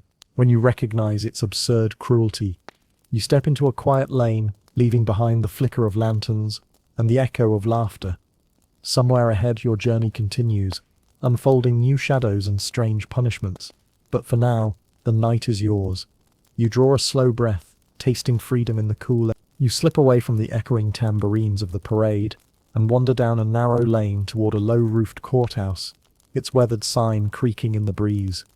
Lantern light spills through narrow windows, revealing a knot of anxious townsfolk clustered at a wooden counter. Here wallet-emptying fines await, an assembly of parchment scrolls, listing every petty infraction and its price. You step up, feeling the flicker of lamplight on your face and the faint clink of coins in your pocket, wondering what sins you've already committed in this strange land. Inside, a clerk in a somber waistcoat taps a quill against a ledger, tallying fees for everything from failure to salute the magistrate to using profane language in the marketplace. A mainstream fact, by the early 18th century, colonial governments relied heavily on fines to fund town projects, roads, meeting houses, even militia drills, rather than taxing landowners outright. You watch him dip the quill and cough theatrically, as though offended by the very idea of mercy. Historians still argue whether these fines constituted fair civic duty or merely preyed upon the poor. But tonight you're about to learn how expensive a sneeze could be. You inch closer to the counter, eyeing the parchment. One entry reads, "Unlicensed dog barking after dusk. 2D," referencing the old penny 2 pence system. Another lists mismatched stockings in church. Ones. You almost wince, recalling Mistress Wells's Scarlet letter and how fashion could become criminal. You imagine being fined for that cheeky slogan she scrawled, "A is for ambition," if it appeared on an unapproved banner. You clear your throat, catching the clerk's gaze. A fringe rumor trembles at the edge of your memory. Some colonists claimed that certain ambitious officials fined children for excessive yawning during sermons. 5 pence each, on the theory that yawns spread laziness like contagion. You chuckle at the thought of tiny miscreants paying in copper farthings for mere breath. But here it feels oddly plausible. You tug your ear, recalling Thomas Merrick's missing lobe, and whisper to yourself, "At least yawning won't cost a piece of you." A stout woman steps forward, purse clutched in her hand. She was caught brewing extra strong cider without a permit, and now owes 6 shillings. Tears spring to her eyes as the clerk rattles off interest penalties. You shift your weight, suddenly wary of drinking too much ale lest you brew trouble and fines. You pat your own satchel gently, feeling the weight of possibilities. Next, a lanky youth is summoned. He stands before the magistrate's bench, hat in hand. His crime: failure to remove hat on Sunday 3D. He hands over 3 copper coins that clink together like mocking laughter. A scholar in the back murmurs, "A small price for piety's disrespect," and you nod, small perhaps, but significant for apprenticed tradesmen scraping by on meagre wages. Historians still argue whether such Sunday fines fostered religious devotion or fueled resentment toward church leadership, but either way, pews emptied faster than pockets. You imagine that each coin here carries more than metal. It carries the weight of communal expectation. A boy slips by, dropping a single farthing into a battered tin mug, labelled Sermon Stewards. It jingles weakly, a lonely echo in the vaulted room. You crouch to his level, saving up for trouble. You murmur. He shrugs, eyes bright. "I yawned twice," he admits. You grin and drop 2 more farthings in tribute. 2 yawns deserved 2 pennies. The clerk glances over, scowling, but you've already backed away, whistling a cheerful tune. At the back of the room stands a wooden bucket, piled high with payment tokens. A battered sign proclaims, "All fines final." You edge closer, studying the heap of coins, nails, and a few dried beans. Beans being an especially bizarre barter fine in some outlying town, they say. You spot a single silver sixpence glinting amidst the copper sea. It calls to you like a forbidden treasure. You resist the urge to pluck it, wary of being fined for pilfering from the fine bucket itself. A clerk announces the next offender, John Carter, for unauthorized singing in the common square, 4D. You recall the ducking stool's squeals and the whipping post's writhes. Singing seems a harmless vice by comparison. Yet here, a whimsical ballad becomes a coin-guzzling offence. Carter steps up stoic and hands over his coins without flinching. You wonder if he mouthed the tune Robin Hood too loudly, or simply forgot the permit he never realised he needed. A fringe anecdote flits through tavern gossip. In one remote settlement, a magistrate fined people for overly enthusiastic clapping at town performances. 2 pence each to prevent disruptive applause. The idea seems absurd, yet you imagine enthusiastic celebrants scurrying off to scrape together spare coppers, cheeks burning brighter than any scarlet letter. You stifle a laugh, picturing aunties counting pence before midwives' dances. Leaning against a wall, you spot a petition pinned to the wood, "Petition to abolish fines for breath-based offences." It's signed by 6 illiterate townsfolk, their marks scrawled in wobbly lines. You read aloud in a stage whisper. No more fees for coughing, sneezing, or throat clearing. A woman next to you gives a hearty nod. "I'd pay to stop paying," she grumbles, eliciting a round of sympathetic chuckles. You tap her shoulder in agreement. Sometimes the best protest is solidarity in groans. You step toward the exit, heavy-lidded from the dim light and the idea that every action costs coin. Before you leave, the clerk eyes you over his spectacles. "Got any fines to settle, traveller?" he asks. You flash a grin. "Only for breathing too deeply," you quip, producing a single penny. He lets out a rare chuckle and taps the penny with his quill as though stamping discretion. "Consider it on the house," he says, pocketing the coin. You bow with mock solemnity. "I pledge to inhale less loudly." You push open the heavy door and step back into the night air. The courthouse's warm glow retreating behind you. You rub your pocket, thankful you dodged a real fine, and recall Mistress Wells's red letter, Stephen's whip scars, Thomas's missing ear.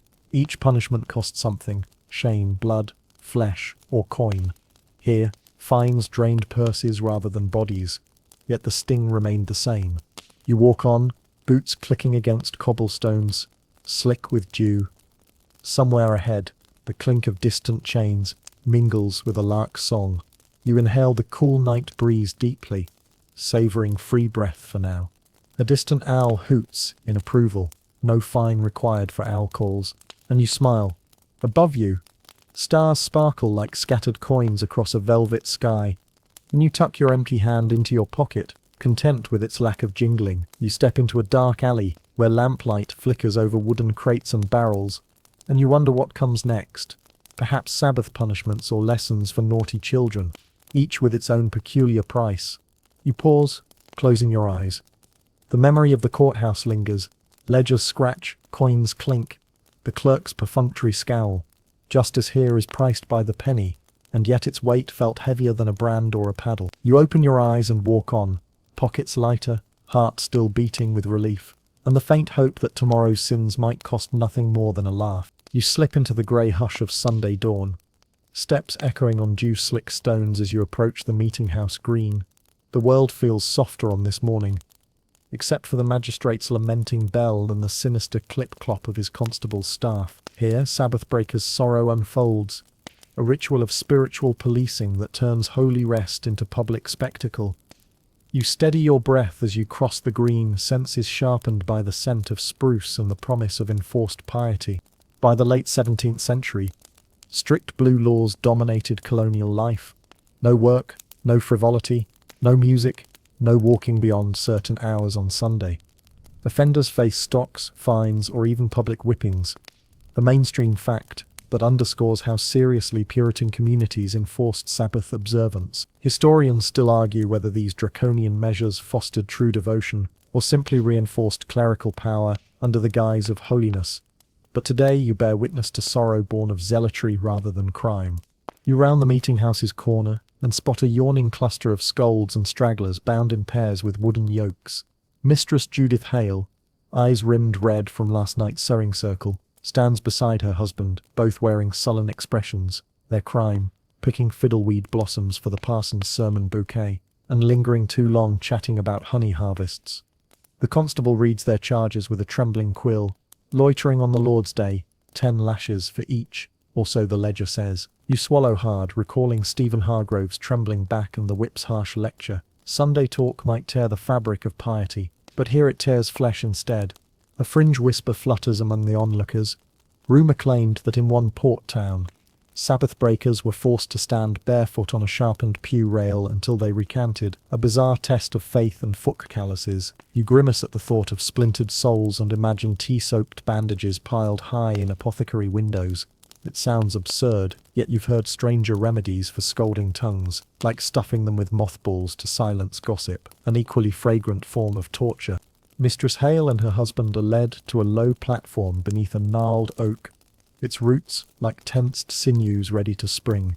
The yoke's smooth grooves bite into their necks. They shift, necks creaking, while onlookers clutch pewter mugs of hot cider for courage or warmth. You feel the chill of injustice prickle your skin, as though the church itself refused to offer sanctuary even on its own doorstep. The constable lifts a birch rod, thin but unyielding, as though it were a conductor's baton. "May this chastening cleanse your idle hearts," he intones, voice brittle with authority. He delivers the first stroke.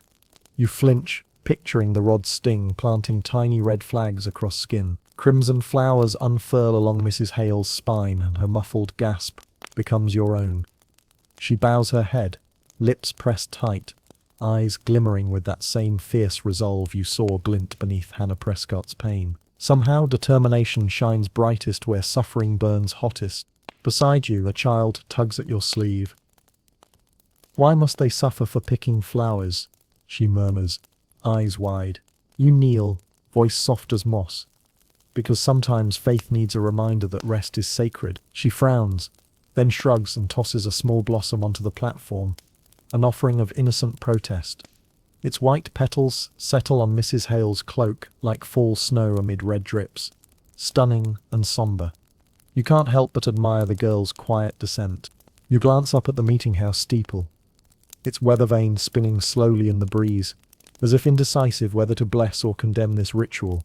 A scholar in the crowd mutters, "They say Sabbath laws preserve order, not only souls." You nod, recalling the wallet-emptying fines you dodged earlier, and the whip's public sermon you endured in spirit. Order costs pocket change, flesh and dignity in equal measure.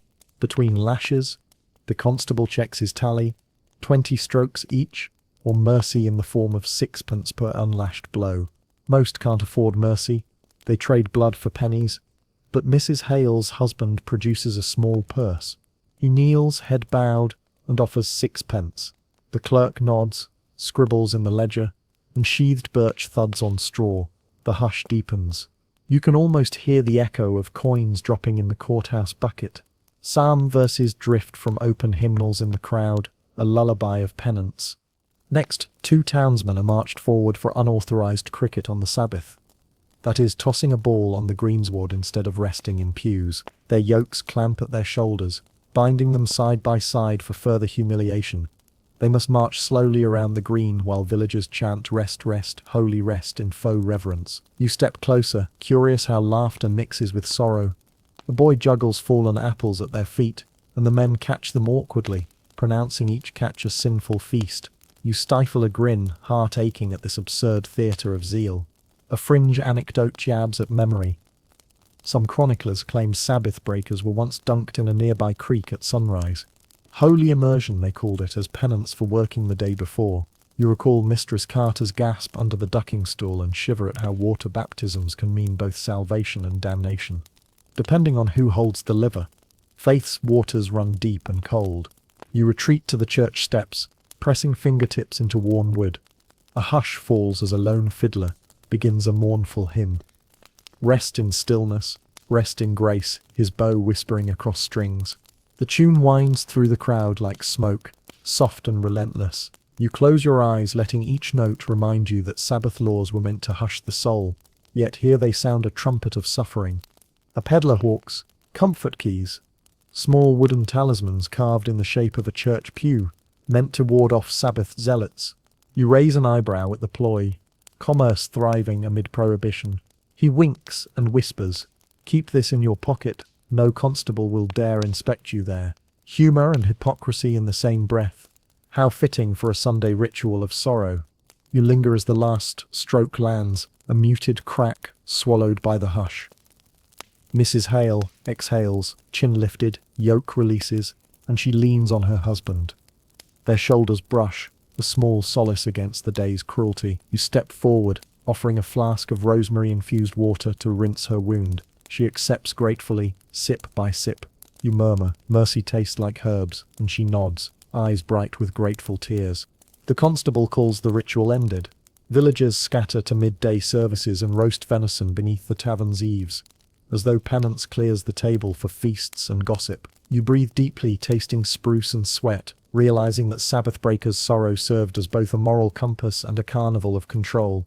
You pause before the steeple's carved door knocker, a lion clutching a shield bearing the 10 Commandments. You rap twice, softly, one knock for compassion, one for restraint. The echo lingers like a whispered benediction. As you step away, you remember the yoke's weight on your own shoulders and the birch's sting on your spine. You feel gratitude for freedom to pick blossoms, to chat at will, to rest unobserved. The meeting house green recedes behind you, its sermon delivered in flesh and tincture rather than words.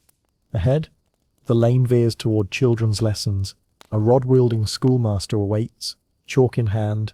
Your next lesson begins there, but for now, you walk on, each footfall a promise that tomorrow you'll sleep without yokes or birches, under stars that owe you no obedience. You slip away from the hush of Sabbath discipline and follow a narrow moonlit lane toward the settlement's meeting house school, where the faint scrape of chalk on slate accompanies a low murmur of reprimands. Here, youthful offender lessons await, punishments designed not for seasoned sinners but for scrappy children whose worst crime might be skipping their lessons or pilfering apples. You pause at the door, inhaling the chalky tang mixed with damp wood, and steel yourself these are lessons taught the hard way.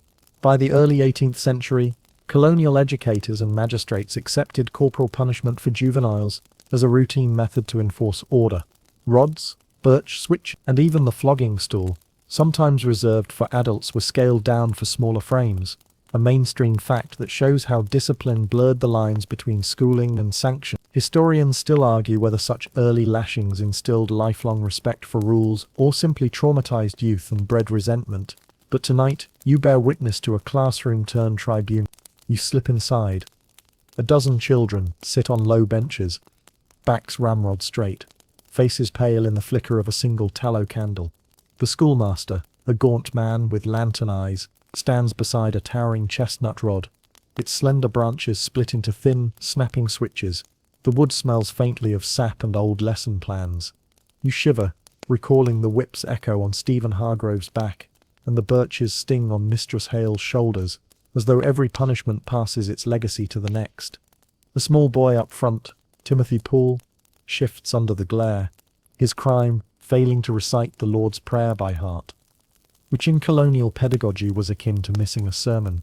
The schoolmaster holds out the rod. "Present your hand," he commands. Voice low but steely, Timothy's palm trembles as he extends it, fingers splayed like a bird's wings. You note how even a single stroke can bruise bone deep, and imagine the child's skin quivering beneath each snap. The schoolmaster lifts the rod. "One," he intones, and the slender twig lands with a sharp crack on Timothy's palm. The boy exhales a small sound, half gasp, half tear. You wince in unison, as though every swish of branch swoops through your spine. A girl next to you tries to hide a grin, perhaps nervous laughter, and the schoolmaster pivots, eyes narrowing. You peek around, noting her cheeks flushed like a shy rose petal. You stifle a chuckle and whisper to yourself. Rod of irony strikes again. Between strokes, the master glances to the battered slate in front of him, where spelling errors are listed in crimson chalk. Differential, obedience, and respect repeated in looping cursive. Descending from the rod's arcs are more than lessons in letters, they are lessons in subservience. You recall Mistress Carter's defiance underwater and Hannah Prescott's brand of resistance. Children have their own rebellions, no less fierce. A fringe tidbit flits through your mind. Rumour had it that some townsfolk placed bets on how many strokes each child could endure before tears spilled. A macabre sideshow pitched alongside pudding contests. You cringe, picturing cider-soused neighbours clutching betting stones, exclaiming, "I'll take young Timothy for 8. Yet, in dim recollections, people sought entertainment wherever they could, even if at the expense of juvenile dignity. The schoolmaster announces, 5 strokes, and Timothy's palm brims with red welts. He stares at his hand, as though it belongs to someone else. You step forward, offering a scrap of linen from your cloak to press against his bruises. He accepts silently, eyes wide with the shock of learning that kindness can follow cruelty. You murmur, learning the hard way doesn't mean you must go it alone, and he nods, his shoulders quivering. Next, a girl, Esther Cook, stands trembling, her offence drawing caricatures of the magistrate in her hornbook. A crime of satirical ambition. You admire her spirit, humour though bounded by strictures, springs eternal. The hornbook, you recall, was the wooden paddle with the alphabet inscribed. Your own childhood tutor. Now it looms as both tool and target. You lean in, mind your P's and Q's, you whisper, lest the paddle do it for you. Esther closes her eyes as the rod cracks across her knuckles. A faint whimper escapes her, but her lips press into a determined line. You note the juxtaposition of chalk dust on her fingers, and the swelling bruise forming beneath each switch. Education and injury in a single tableau. Historians still argue whether rod-based schooling produced diligent scholars, or merely terrified children into rote compliance. But here you see both obedience and defiance flicker in equal measure. The candle gutter flutters as another child. Samuel Reed coughs softly, perhaps nerves or the onset of illness. He has been caught humming a ballad from last night's parade, mixing childhood joy with Sabbath scandal. His sentence, stand in the corner with slate held high, forced to witness classmates' sanctions without refuge. You watch him shuffle, holding his slate aloft, grin faint at the absurdity of punishing song. You nearly offer a joke, hum a hymn, lose a hymn book, but the corner's shadow feels too solemn. You pace the worn floorboards, heart tight. The children endure each punishment with a blend of fear and curiosity, much like spectators at a public spectacle. You recall the ducking stool's icy baptism and the burning brand's hiss. These childish lashings feel like the apprentices of adult cruelties. Still, something in you respects the resilience glowing within each child's eyes. They are tiny bastions of hope amid the crack of chestnut wood. Suddenly, the schoolmaster pauses, quill in hand, and regards you over the candle's halo. "And you?" he asks, voice dry as chalk. "Have you learned your lesson?" You grin, tipping an imaginary hat. "That punishment can teach cruelty as well as compliance," you reply. He nods once, as though satisfied by your scholarship, then taps the rod 3 times on the floor, signalling an end to formal punishment. The children collect their belongings, slates, copybooks, ink pots, and file past you. Timothy clutches your cloth-wrapped hand. Esther's knuckles are already stiff. You bend to Samuel's level. "Sing when free," you whisper, and he straightens, eyes brightening. You feel warmth blossom in your chest. Perhaps the truest lesson of all. Outside, the night air is cool and clear. You lead the children toward their homes, boots echoing alongside smaller footsteps. You recall the parade's tambourines, the gallows frame, the courthouse fines, each punishment a note in colonial America's dissonant symphony. Tonight, you added another movement. The rods crack in a dim schoolroom. At the corner, you bid each child good night. They smile wanly, clutching cloth bandages and battered slates. You promise to return in the morning for lessons that involve fewer bruises and more chalk dust. They giggle, a fragile rebellion against the day's severity. Moonlight guides you back down the lane. You trace the rod's grain in your mind and feel a pang of guilt. Education should be liberation, not intimidation. Yet you also sense that learning, like relief, often arrives in unexpected gestures, a shared cloth, a whispered joke, a nod of solidarity. You tuck those moments into your heart like precious slates of memory.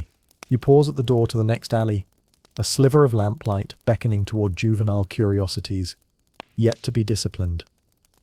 You inhale the night's cool scent, tasting relief that you are free of rod and flame for a while. A distant owl hoots, and you whisper back, "Rest easy, little scholars," letting the words ripple through the empty street. You slip through the lantern-lit archway of the village square, and find yourself in a quiet courtyard ringed by ivy-draped stone walls. The hush here is different, softer, yet charged with whispered expectations. This is where women's unique burdens played out. Punishments tailored to female transgressions, wielded with a subtle cruelty that preyed on reputation and body alike. You pause, heart fluttering, as if you might stumble into a parlor rather than a place of penalty. But the wheel of injustice spins here too. By the early 18th century, colonial courts meted out special punishments for women, brazen talkers, adulteresses, or those accused of neglecting domestic duties, often combining public shame and gendered symbolism, like the cucking stool for scolds or ear-pegging for perceived gossip mongers. A mainstream fact that underscores how patriarchal norms shaped colonial law. Historians still argue whether these gendered punishments reinforced social order or simply codified misogyny. But tonight you'll witness how these burdens fell heaviest on female shoulders. You step forward and see a round stool set on a low platform, its seat adorned with metal pegs.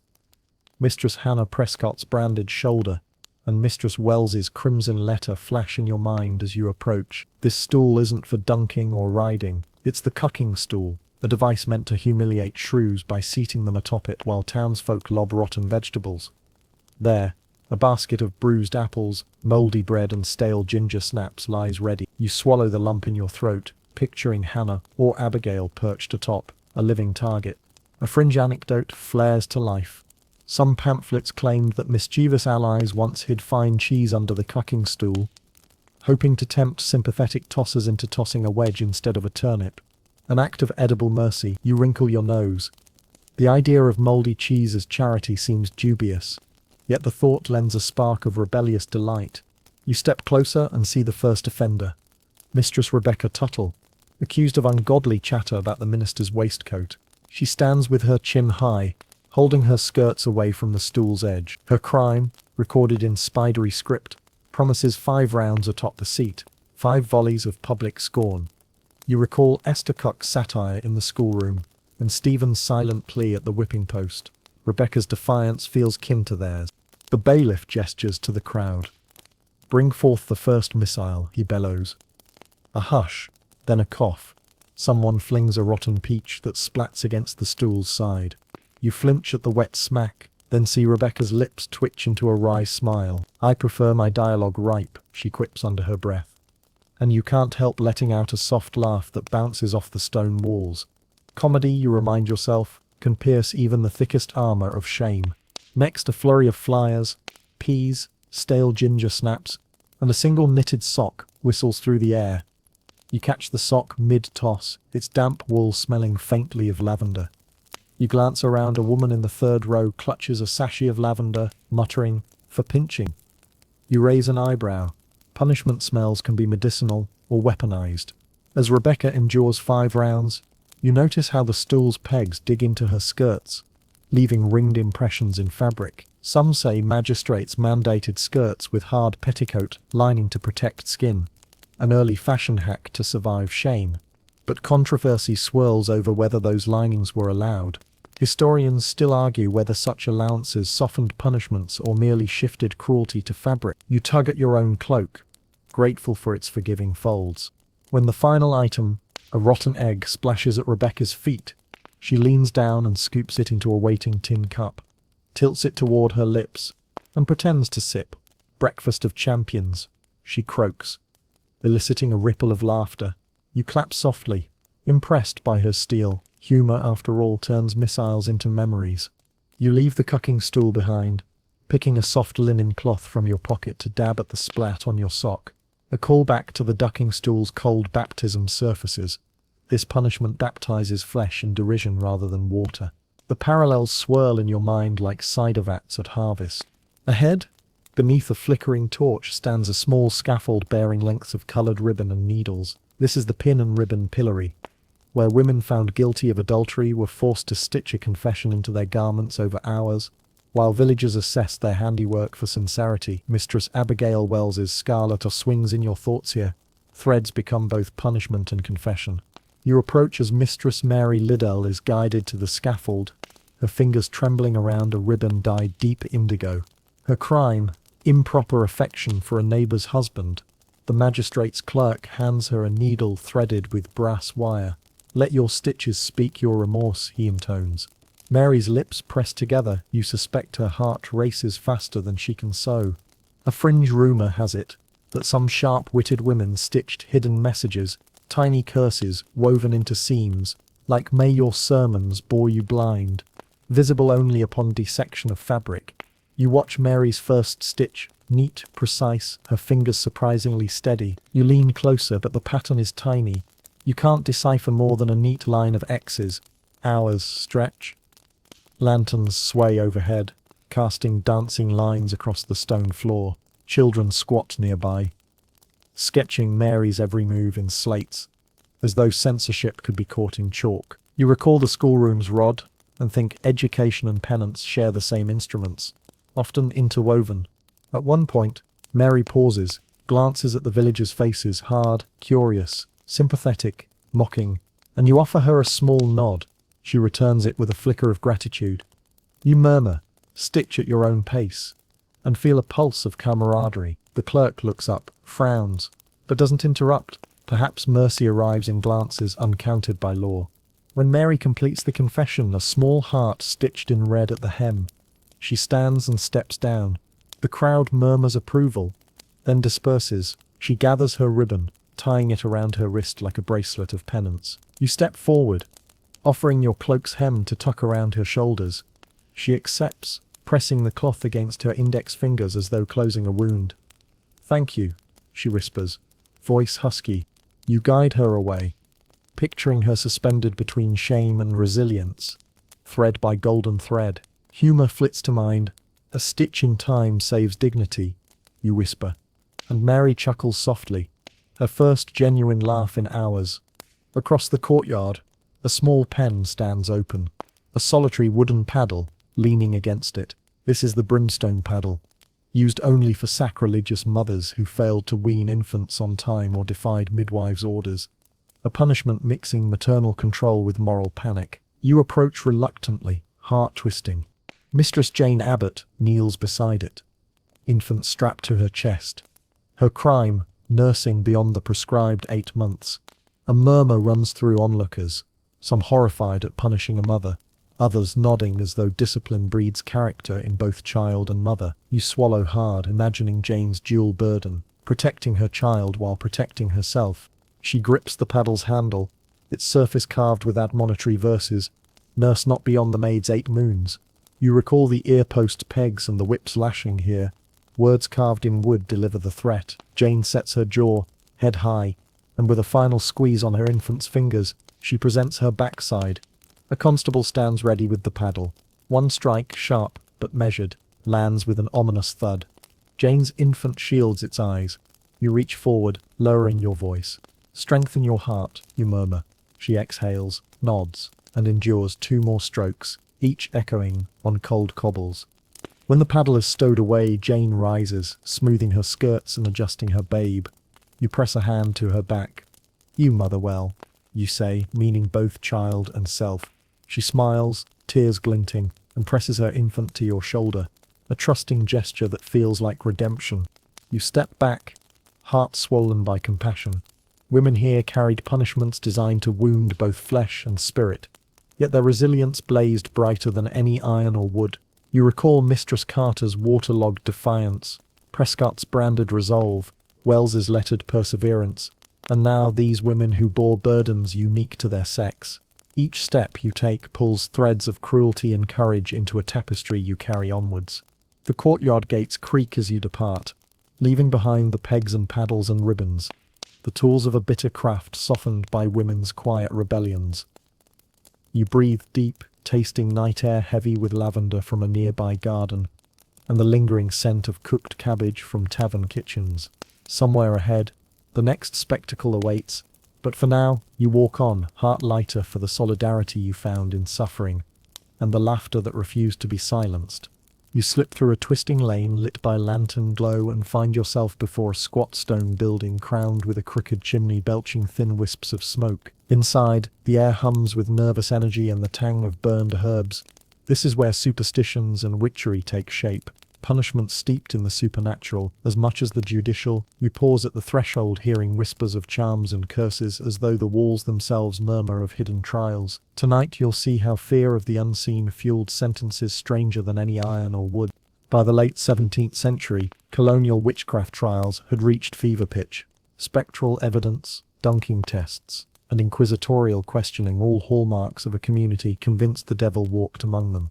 A mainstream fact that shows how deeply belief shaped law. Historians still argue whether these trials targeted genuine heresy or simply scapegoated marginalized women, but in this dimly lit chamber, you'll witness justice entangled with superstition. Inside, the magistrate's table groans under a mishmash of leather-bound tomes, rusty nails, dried toad skins, and a battered pewter dish half filled with mulled cider. 6 grin-faced jurors sit stiffly, each clutching a sprig of rosemary to ward off evil spirits. They glance at you as you enter, as though curious if you carry secret charms. You smooth your cloak, recalling the ducking stool's cold baptism and the cucking stool's vegetable volleys. This test promises neither water nor fruit, but a trial of the soul. Before the bench stands a trembling woman, Martha Gilder, accused of consorting with familiars and bewitching neighbors' livestock. Her skirts are stained with ash and smeared circles drawn in chalk for protection. Fringe signs of folk magic. A hush falls as the clerk reads her indictment. Maleficium on John Harlow's turnips, 1693. You lean forward, imagining turnips sprouting in twisted shapes, carrots screaming in the earth. A grim harvest indeed. The magistrate, powdered wig, askew, peers at Martha over his spectacles. You stand accused of unnatural arts, he intones, voice echoing off stone. How plead you? Martha's voice is soft but clear. Not guilty, sir. You notice her fingers twitching, as though she's casting a silent spell. You feel the charge in the air, magic more potent than any lash or brand. A fringe rumour drifts in. Some townsfolk whispered that one accused witch once carried a live raven in her bosom, using its core as code to summon familiars at midnight. No record confirms the tale, but the image clings to your mind like a stubborn heck. You shiver. Ravens and witches share a dark lore, older than any colonial statute. The trial unfolds in bizarre ritual. First, the touch test. Martha is asked to lay hands on her accusers. If their fits cease, spectral ties will be severed. You watch as she touches Mr. Harlow's trembling shoulder. He gasps, convulses, then stills, face slack. Gasps flutter through the chamber. Proof, magistrates declare, of her guilt. You feel a surge of empathy and dread. In courts of fear, proof often follows accusation, not the other way around. Next, the dunking test is proposed. A special ducking bench, set above a small vat, echoing the river's baptism but under roof. If she floats, water rejects sin. If she sinks, innocence is drowned. You recall Mistress Carter's gasp underwater and the boy's jeers. Cold water baptisms carry a cruel symmetry. Martha pleads, "Mercy, sir," but the bench is wheeled forward. You catch the glint of iron hinges and feel a sick tug at your gut. But before she's tipped, a neighbor's dog slips in. A black mongrel with mismatched eyes sniffs at Martha's skirts. The jurors freeze. Dogs sense the uncanny, villagers say. The magistrate hesitates, brow furrowed. You catch your breath. Superstition can grant a reprieve as easily as condemn. "Let the hound decide," he murmurs, eyes fixed on the snarling beast. The dog circles, then crouches and howls, sniffing at the blacksmith's boot. The crowd gasps. Some claim the dog's howl signals witch's guilt. Others argue it's mere animal instinct. Historians still argue whether such omens shaped verdicts more than evidence. But tonight, that howl shifts the trial's tide. The magistrate nods reluctantly. "Proceed with caution." Martha is led away from the bench, spared the dunk for now. You exhale, heart pounding. Fear and hope tangle inside you like serpents. Martha's fate pivots on canine whim and spectral belief. A reminder that in witch trials, logic bows to law. You step back, picturing Stephen's whipped back, Abigail's scarlet letter, Thomas's severed ear, each punishment rigidly codified. Yet witchcraft tests danced on shifting superstitions. The clerk lifts a leather satchel and pours out its contents. Twisted nails, dried frog toes, a handful of pins. Instruments of malice, he intones. He shakes out 3 pins, a number heavy with triune symbolism, and hefts them over Martha's head. The next test, the pin test. If a rusted pin can prick her without pain, she's marked by the devil's touch. Martha stands stoic, eyes fixed on the ceiling's dark beams. She closes her eyes. The clerk brings a pin to her arm. Pin prick, no tear. Then a second, no flinch. The third lands with a wince. You see the tiny bead of blood, a red testament that terror sometimes births tenderness. Martha's lips part in a whispered gasp. The jurors scribble notes. Pricked thrice. The magistrate declares. The devil's mark speaks. Gavel slams. A murmur ripples. Some weep, others cheer. You feel weight settle in your chest. Pricked by pins, trapped by law, judged by fear, you swallow, tasting bitter cider on your tongue. But then a sudden shout rings out. "Wait!" The young juror rises, voice shaking. Spectral evidence alone cannot condemn. You blink, skepticism among superstitious zealots. He steps forward, shaking the pewter dish. "We have no witness but shadows." He dumps the cider, sending droplets across the floor. A spark of debate ignites. Are we magistrates of God, or prey to our dread? You thrill at the moment, reason flickering against the darkness. Historians still argue whether voices like his saved some accused. But tonight you sense change, stirring. The magistrate's jaw tightens. He glances at Martha, ashen but upright. After an agonizing pause, he bangs the gavel once more. "By lack of earthly proof, this court releases you," he pronounces. You exhale so fully your lungs ache. The jurors stand, some crestfallen, some relieved. Martha's knees buckle. You catch her arm, steadying her.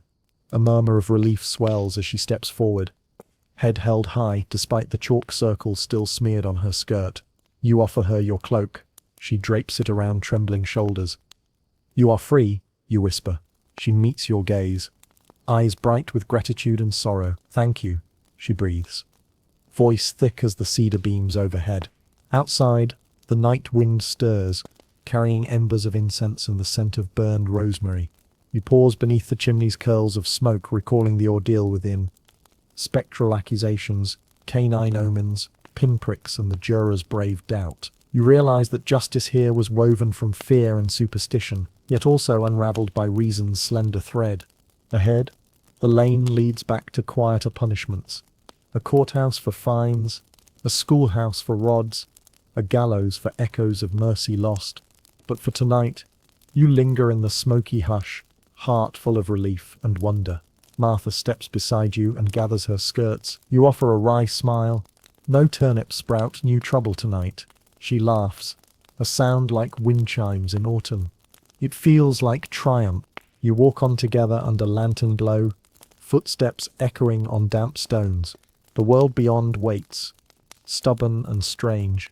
But in this moment, superstition and witchery have clashed with mercy, and mercy, though fragile, has prevailed. You breathe deep, tasting freedom as sweet as mulled cider, and step onward into the night's unfolding story. You slip into the narrow entry of the rickety courthouse, its door creaking like a reluctant witness, and step into a chamber alive with murmurs and shuffling feet. The air smells of damp ink and boiled leather from worn wigs, mingling with the sour tang of spilled ale. This is where courtroom chaos echoes resound, an arena of rhetoric and rancor that feels more like a tavern row than a seat of justice. You trudge forward, senses alert to the stamp of boots, the creak of benches, and the sharp snap of gavel hinges. By the mid-18th century, colonial courthouses had become hubs of public life, housing everything from land disputes to moral prosecutions, a mainstream fact reminding you that justice and community gossip often shared the same roof. Historians still argue whether this conflation elevated civic engagement or simply amplified petty feuds. But tonight you'll hear how heated arguments etched themselves into the legal record and into memory. You settle on a backbench, heart stirring as attorneys pace before the bench like caged hawks. The case about boundary trespass crackles to life. Mr. Aaron Whitcomb insists his neighbour encroached on his potato patch by 6 inches, the 6-inch invasion deemed grave enough for the county's precious courtroom floor. The prosecutor's voice rings bright. "Sir, you've pilfered root and rake," he declares, slapping his leather folder. You lean forward, picturing those stolen tubers as contraband cargo, each spud a treasure in frontier survival. A fringe anecdote drifts through your mind. Rumour held that some litigants presented potato skins as evidence, pinning them to a board like specimens in a natural history museum.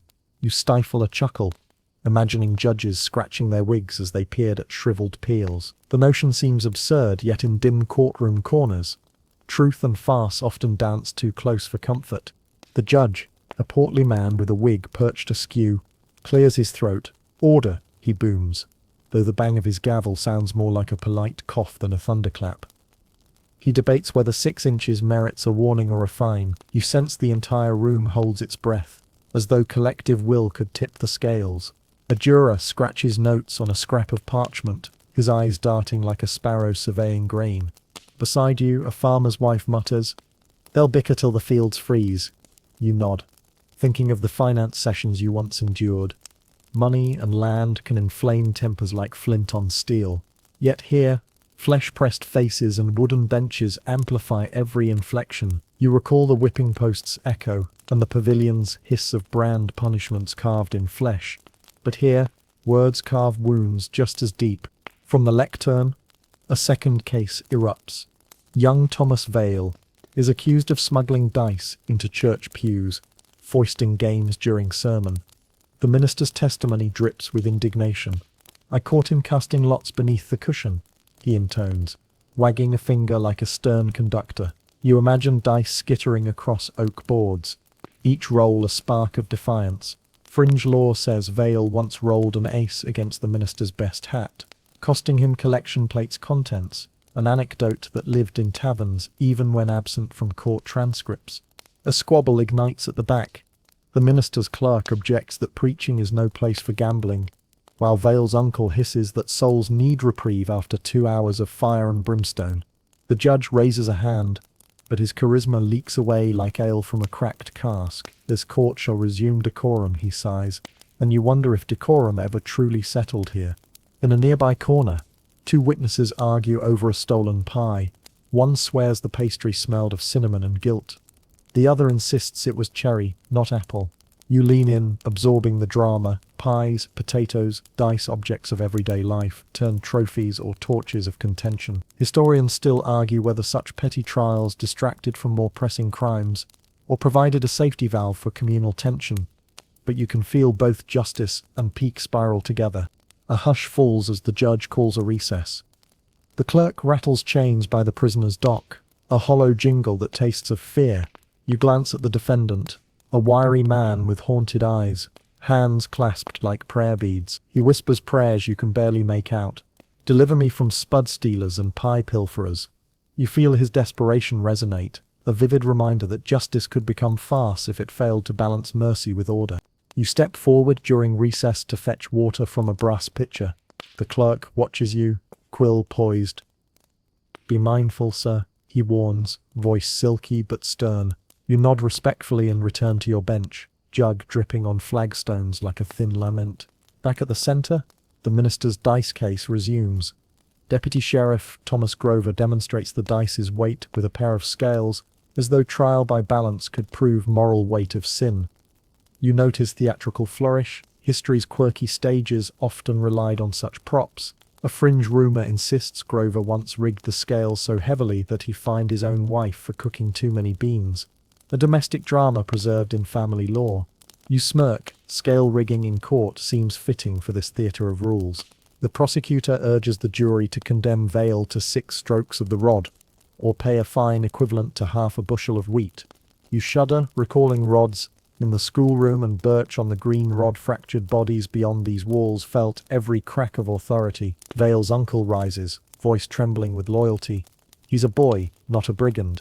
The uncle's appeal to mercy tugs at you like a personal plea. You wipe irritation from your brow.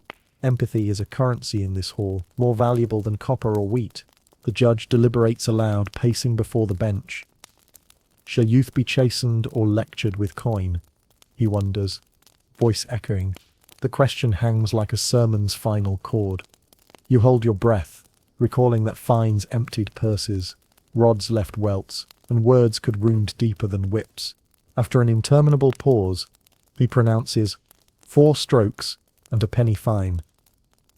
Thomas Vale's shoulders slump. You imagine that blow of wood across flesh and pocket, each a reminder of community's power to punish. You rise, stepping forward to catch his arm, murmuring, "Strength in your back and in your heart." His eyes flick to yours, surprise and gratitude warring in their depths. The crowd parts politely, granting you passage, a small mercy in a chamber of contention. As the sheriff calls in the litter of spectators, you linger to absorb the chaos's final echoes. Voices overlap in hushed debates. Was 4 strokes fair? 6 better? None at all. You think back to the ducking stool's gasp, the Scarlet letter's hush, and the cucking stool's laughter. Each punishment shaped power and protest in its own key. Here, too, words and rulings ricochet, shaping fate with legal precariousness. You step toward the exit, boots scraping on grain-scuffed floors. A lawyer near the door glances at you and murmurs, "Every trial is a mirror," as though courtrooms reflect the soul of a community. You nod, feeling Warren's slate of justice underfoot. Outside, lanterns bob like wayward fireflies, and a distant dog barks, mundane rhythms beyond these walls. You pause on the threshold, inhaling night air cool as reprieve. The courthouse looms behind you, its windows darkening as court adjourns, its echoes settled into memory like dust on chamber floors. Ahead, only narrow lanes and lantern-lit porches await, offering quiet solace from contention's clamour. You step away, the clang of the courthouse door resonating in your mind like a final gavel. The echoes of conflict linger, words sharper than whips, pleas louder than splashes, reminding you justice is an imperfect craft, hammered by human hands. You draw a slow breath, tasting relief in every syllable of silence, and walk on into the hush beyond. You slip through a half-open carriage gate and follow a winding path toward the modest stone meeting house at the edge of town, where the hush of Enlightenment breezes blow against weathered walls. The air feels lighter here, tinged with the scent of newly inked pamphlets and fresh parchment, a soft contrast to the acrid tang of whipping posts and branding irons. You pause under a blossoming linden tree, petals drifting down like confessions, and let yourself breathe more deeply. Tonight, you'll witness the first stirrings of gentler justice in colonial America. By the mid-18th century, Enlightenment ideas had quietly seeped into legal thought, challenging the excesses of corporal and capital punishments, a mainstream fact demonstrating how philosophers like John Locke influenced reformers across the Atlantic. You sense that change drifts in slower than molasses, but there it is, a subtle breeze rustling through statutes and stirring debates in taverns. Historians still argue whether these early reforms truly softened punitive spots or merely refined cruelty's wardrobe. But as you step inside, you feel hope, fluttering like a candle guttering toward dawn. The chamber is lit by tall windows rather than lanterns, natural light drapes, soft shadows across benches where magistrates now sit in simple robes instead of powdered wigs. You notice the absence of wooden contraptions. No stocks creak in the corner, no irons hiss by the brazier. Instead, a row of leather-bound codices lines a shelf, labelled Penal Revisions. You trace the gilt lettering with your eyes, and wonder what these volumes conceal. Perhaps the seeds of fines replacing floggings, restitution in place of branding. A clerk stands at a lectern reading aloud from a newly drafted ordinance. No person convicted of petty theft shall be subject to corporal punishment, but shall make full restitution, and serve no more than 7 days in the workhouse. You lean in, catching the steady rhythm of his voice, soothed by the cadence of fewer lashings and more ledger entries. A ripple of murmured approval travels through the audience. You grin at the notion that wallets, not backs, will bear the brunt of petty crime, provided one can afford the price of redemption. A fringe tidbit flitters through your mind. Rumour held that reform-minded magistrates once experimented with snail slime ointment as an alternative remedy for whipping welts, believing its mucilaginous texture could soothe wounds without opium. The idea sounds absurd. Snails as apothecaries, but in dim lamplight. You've heard of stranger trials, buffalo fat salves, powdered gemstone liniments. You shiver at the thought of mollusks applied to fresh bruises. Yet you find the impulse oddly endearing, a tiny gesture of mercy amidst a history of ire. The first case under the new ordinance involves a shoemaker caught filching leather scraps from a tanner's yard. Under the old code, he might have faced 10 strokes of the whip. Now he stands before the bench clutching a purse of copper coins for restitution. The magistrate fixes him with kind eyes. Your craftsmanship may mend souls, but your hands must be guided by law. Pay the tanner double the scrap's value and serve 3 days in the workhouse. You exhale, tasting relief that the shoemaker will heal his offence on his own footing, rather than with his back. You slip into a folding chair at the edge of the bench, noting how the audience shifts. More women, more tradesfolk, fewer children gawking at implements of pain. It feels like a community reshaping itself, choosing new repertoires for public order. You recall Mistress Wells's Crimson R and Stephen's welts. Tonight, no red cloth flutters in shame, no leather lashes bite dawn's air. Instead, a quill scratches parchment, a coin clinks in a bowl, and a judge's gavel taps in measured moderation. A young lawyer rises to speak in defense of a tavern keeper charged with serving understrength cider. His voice is smooth as aged rum. My client's intent was not deceit, but relief from tax burdens. Let restitution suffice. You sense a flicker of debate among magistrates. One whispers to another, "Is theft of sugar by dilution less grievous than theft of wood by axe?" Historians still argue whether these proportional punishments truly deterred vice, or simply transferred cruelty into bureaucratic niceties. But here you feel the weight of that question settle like velvet in the hall. A clerk hands the judge a feather quill dipped in iron gall ink. A symbolic nod to pen over paddle. The judge signs the decree. Tavern keeper shall add 2 pence per mug of real cider and host a community feast at his expense. A ripple of laughter follows. You grin, savouring the idea that a free supper might teach better manners than a cartwheel of pills. Strange how a meal can mend more hearts than any brand. As cases unfold, you notice small acts of compassion breathing through the rhetoric. A widow accused of undersalting fish is excused on account of famine. Instead, she volunteers 3 days preparing broth for the poorhouse. A blacksmith convicted of scrawling poems on the meeting house steps is fined but allowed to recite his verses at the next town gathering. An early form of restorative justice, you muse. You picture scraps of metal embossed with poetry, a fusion of fire and art, and chuckle at the notion of stanzas hammered into steel. Near the back, a Quaker elder passes a petition for the total abolition of all corporal punishments. A bold proposal that would come to fruition only decades later. You skim its neat handwriting. Let mercy temper justice. Let compassion guide the laws. You imagine that petition pinned on every magistrate's desk, like a silent plea. A boy next to you tugs at your sleeve, whispering, "Will they really read it?" You wink and reply, "They're reading now." He giggles, and you think that sometimes reform arrives on the wings of children's laughter. Outside, birds trill insistently, as though celebrating the shift from lash to ledger. You slip out a window onto a balcony overlooking the square. Lanterns dangle from posts but remain unlit, their unneeded glow emblematic of brighter days. A cart creaks by, laden with pamphlets advertising a public reading of the new statutes. You catch a whiff of fresh ink and wood smoke, a perfumed promise that law can evolve without blood. You lean on the balustrade, fingertips grazing carved oak smooth from years of use. You feel the hum of both past and future, the echo of whips, the hush of quills, the promise of pens forging gentler chains. You recall Mistress Carter's gasp underwater, the whips crack on Stephen's back, the brands hiss, the ears tumble, the carts parade. Tonight, those echoes recede under a gentler breeze. A scholar arrives on the balcony, adjusting spectacles. Notice how even in rebuke, they extend a hand, she murmurs, nodding toward the square. She cites philosophers you recognize only by reputation. You nod, offering her a small smile of solidarity. Mercy's the new currency, you whisper.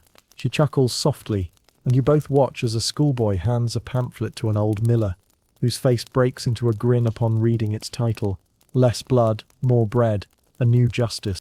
The breeze stirs, tugging at loose curls and pamphlet pages alike. You close your eyes, letting sunlight warm your lids. You imagine a future whitewashed of shame devices, where offenders learn through service and restitution rather than ridicule and pain. Historians still argue whether these reforms were patchwork or paradigm shifts. But standing here, you feel the tide turning. Before you descend, you pluck a fallen linden blossom and tuck it behind your ear, a fragile emblem of reform. You breathe in its soft fragrance, a lullaby for weary souls. One last glance, the meeting house stands proud, its doors open to petitions, not pillories. Steps below echo with measured footfalls rather than crackling whips. You step off the balcony, each footfall a promise that tomorrow, punishments will carry a gentler note. You walk away as the breeze carries echoes of debate and hope, charting a course through the centuries toward a justice tempered by compassion. The linden blossom nods in the wind, and you whisper to it, "May mercy truly temper law." Then, soft as a sigh, you vanish into the lantern-lit lanes, ready for the final echoes of memory and the promise of rest. You step beyond the last flicker of lantern light, and follow a narrow lane that winds toward the outskirts of town, where the tumbling river whispers beneath an arched wooden bridge. Each footfall seems to echo the creak of stocks, the crack of whips, the gasp in dunking stools, and the hiss of branding irons, as though colonial America's punishments have assembled into one final chorus to bid you farewell. Tonight, you trace their lingering echoes in modern memory, legal quirks, and curious customs that survive in surprising ways.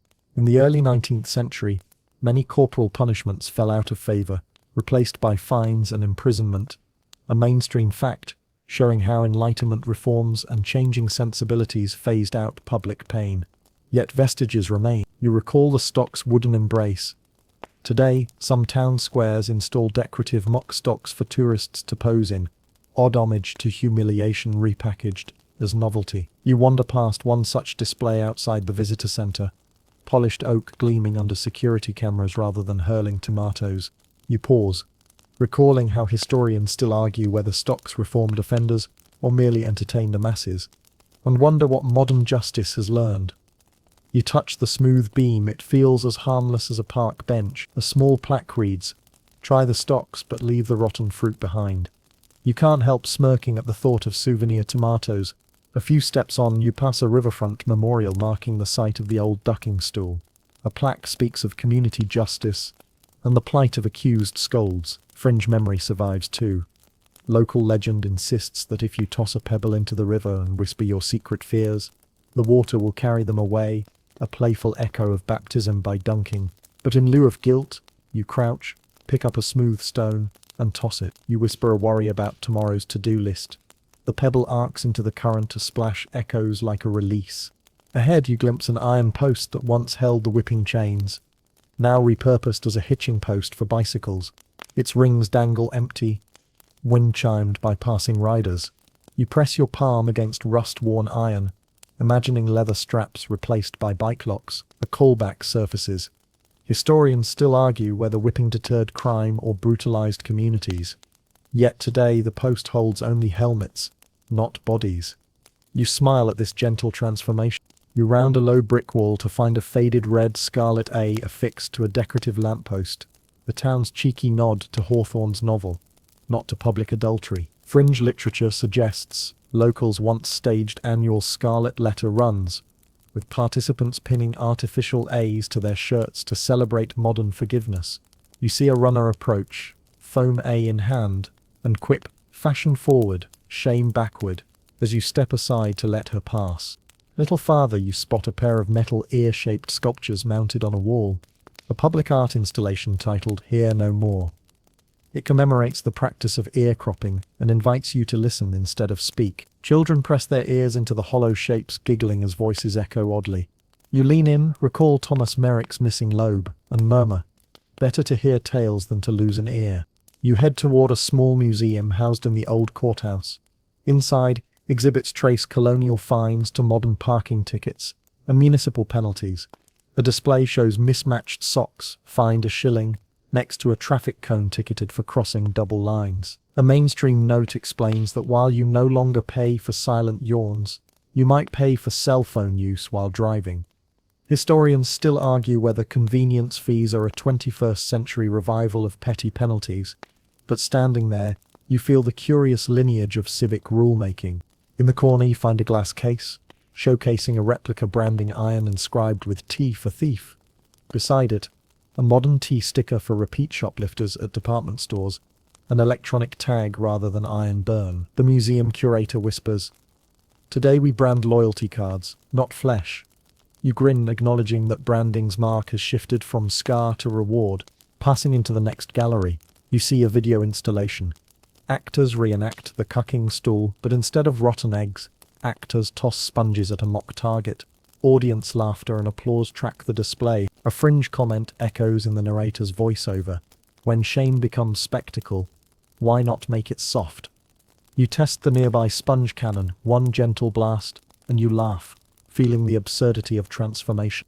You exit the museum into a quiet courtyard lined with benches engraved with laments and jokes. "Here lies my dignity, circa 1692, and I survived public shaming, and all I got was this lousy bench." You choose a seat, leaning back as the sun dips below the rooftops. You exhale, tasting freedom carried on a breeze that once bore the stink of punishment. Above you, a modern street sign reads "Justice Lane," intersecting with Liberty Street, a graphic reminder that punishment and freedom dance through history together.